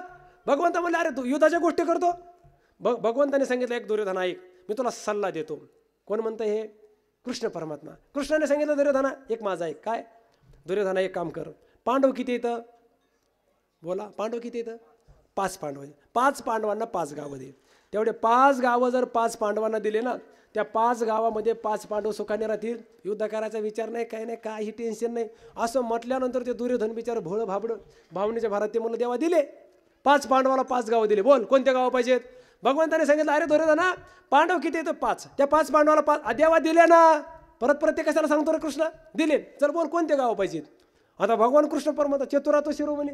भगवंताने सांगितलं दुर्योधन ऐक, 5 पांडवांना 5 गावं दे. दुर्योधन मला देवा गावाचे तर नावं सांग. दिले दिले म्हणतात. भगवंताने सांगितलं एक दिल्ली, कृष्णाने सांगितलं दुसरं चेन्नई, चौथं कलकत्ता, 5वं बँगलोर. आणि हे स्मार्ट सिटीत मारा, दिल्ली मुंबई चेन्नई कलकत्ता आणि बँगलोर. किती झाले 5. दिल्ली 1, मुंबई चेन्नई कलकत्ता बँगलोर हे भारताचे स्मार्ट सिटी आहेत, सगळे उत्पन्नाचे शहर. ते दुर्योधन मला देवा देवा काय काय परत सांग. भगवंताने सांगितलं की ते दिल्ली मुंबई चेन्नई कलकत्ता बँगलोर हे 5 गावं 5 पांडवांना देऊन टाक. कारण ह्या 5 गावात इतकं उत्पन्न आहे, ह्या 5 गावावरच भारत देश चालतो. ते दुर्योधन मला देवा हे सगळे उत्पन्नाचे शहर पांडवाला दिल्ली, मुंबई, चेन्नई, कलकत्ता आणि बँगलोर. मूर्ख समजतो काय आम्हाला द्यावा? मूर्ख समजतो. दिल्ली, मुंबई, चेन्नई, कलकत्ता, बँगलोर हे 5ही शहरं पांडवाला द्यायचे. मग आम्हाला काय कुठं केज, आष्टी, कडा, धारूर, परळी, गेवराई, हे परळी, ती भंगरी परळी आपले ते परळी देतो आम्हाला. हे आम्हाला देतो का देवा? हे गाव आम्हाला देतो? मूर्ख समजतो काय? जमणार नाही देवा. युद्ध करावं लागेल. महाराज दुर्योधन परत हट्टाला पेटला. भगवंतार दिवशी उठून निघाले. तो दुर्योधन मला अरे देवा ऐक ना, तुझ्या स्वागताची तयारी केली, जेवणाची व्यवस्था केली, जेवण तरी जा. भगवंताने सांगितलं नाही जेवणार. पांडवान द्विशेष राजन मम प्राणस तू पांडवा हा. तू पांडवाचा द्वेष करतो ना, पांडव हे माझे प्राण आहेत, प्राण. भगवान कृष्ण परमात्मा तडकाफडकी निघाले. उद्धवजी चल विदुरा घर जावे. भगवंताने उद्धवाला सांगितलं उद्धवा चला आपल्याला विदुर काकाच्या घरी जायचं. आणि विदुर काकाच्या झोपडीमध्ये परमात्मा स्वतः होऊन आले. विदुरा घरच्या भक्षुनी कन्या परमानंदे झाला. भगवान परमात्मा विदुर काकाच्या घरी आले. महाराज विदुर काकाच्या घरी का आले तर त्याचं कारण आहे तस्यैवाहम, मी त्या परमात्म्याचा आहे. जो परमात्म्याचा आहे म्हणत असतो ना, तो भगवंताचा शरण भक्त असतो. आणि असा जो शरण भक्त असतो तो भाग्याने युक्त असतो आणि त्याच्या ठिकाणी भाग्य राहतं, शरणागतीचं भाग्य राहतं. म्हणून तो कुबाऱ्या म्हणतात. आम्ही त्याला भाग्यवंत म्हणतो. भाग्यवंत म्हणू तया शरण गेले पंढरीराया. ज्ञानेश्वर माऊली ज्ञानराज माऊली ज्ञानेश्वर माऊली ज्ञानराज माऊली. जय जय ज्ञानेश्वर माऊली ज्ञानराज माऊली. जय जय माऊली जय जय ज्ञानेश्वर माऊली ज्ञानराज माऊली.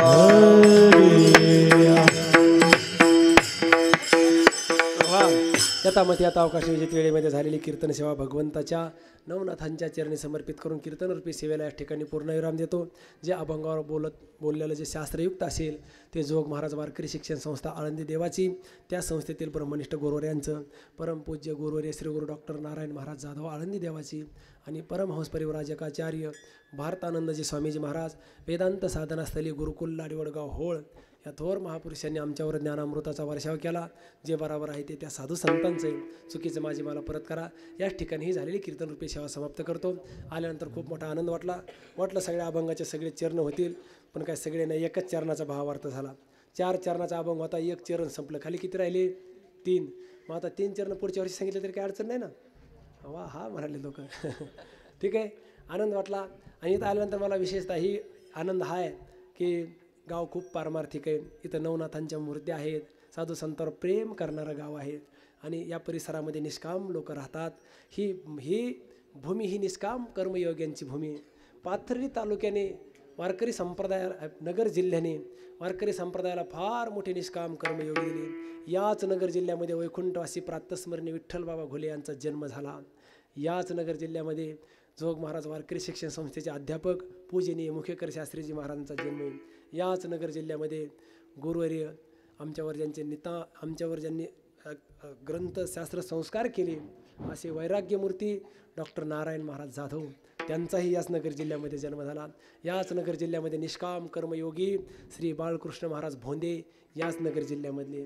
याच नगर जिल्ह्यामध्ये निष्काम कर्मयोगी कृष्णकृपांकित विकासानंद महाराज याच जिल्ह्यातले आणि याच गावचे भूमिपुत्र. निष्कामतेने या मुलाला ठेवणारी जी वारकरी आमची जोग महाराज वारकरी शिक्षण संस्थेचं जे स्वप्न आहे ना, त्या स्वप्नाची कुठंतरी मिनिमिनिंती का होईना ज्योत ज्यांनी तेवत ठेवलेले असे आपल्या गावचे भूमिपुत्र श्री हरिभक्तीपरायण विठ्ठल महाराज याच गावचे. हे किती निष्काम लोक आहेत. खरं हेच सोबत येणार आहे ही निष्कामता. म्हणून या गावात आलो, खूप आनंद वाटला. खरं सांगू का, आमच्या जीवनामध्ये हे कधीतरी इकडं आल्यानं 7 ते 9 कीर्तनं करायला भेटतात. आमच्याकडे कीर्तनाची वेळ किती असते माहिती आहे का? बीड जिल्ह्यामध्ये 9 ते 11. त्यात कीर्तन ते 9:30ला सुरू होतं आणि कीर्तनाच्या अगोदर पंक्ती असतात. लोक उगं ठासून जेवतात तिकडे, भरपूर इतकं जेवतात महाराज, कपाळानं पोट सारखं लागतं, इतके जेवतात. आणि जेवण झाल्यानंतर परत कीर्तन 9:30ला सुरू झालं की काही भागातली तर प्रथाच पडून गेली.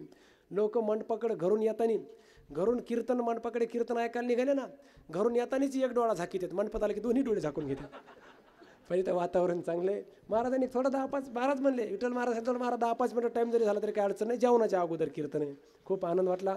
आपल्या या गावामध्ये सुंदर अशी भागवत कथा सुरू आहे. जे भागवत कथेचं रसामृत पान आपल्याला करण्यासाठी आहेत ना, ते श्री हरिभक्तीपरायण दत्ता महाराज फार गोड भागवत कथाकार आहेत. ते फार मोठे कीर्तनकार आहेत. ताल सोर ह्या सगळ्या गोष्टी महाराजांच्या ठिकाणी नांदत आहेत. अभ्यास आणि अशा काय माझी जातीचे मज भेटो कोणी आणि गुरुरे भारतानंद स्वामीचे एक वाक्य, जे माणसं आपल्या जीवनामध्ये चांगले माणसं भेटावेत अशी इच्छा करत असतात ना, त्यांनाच चांगले माणसं भेटत असतात.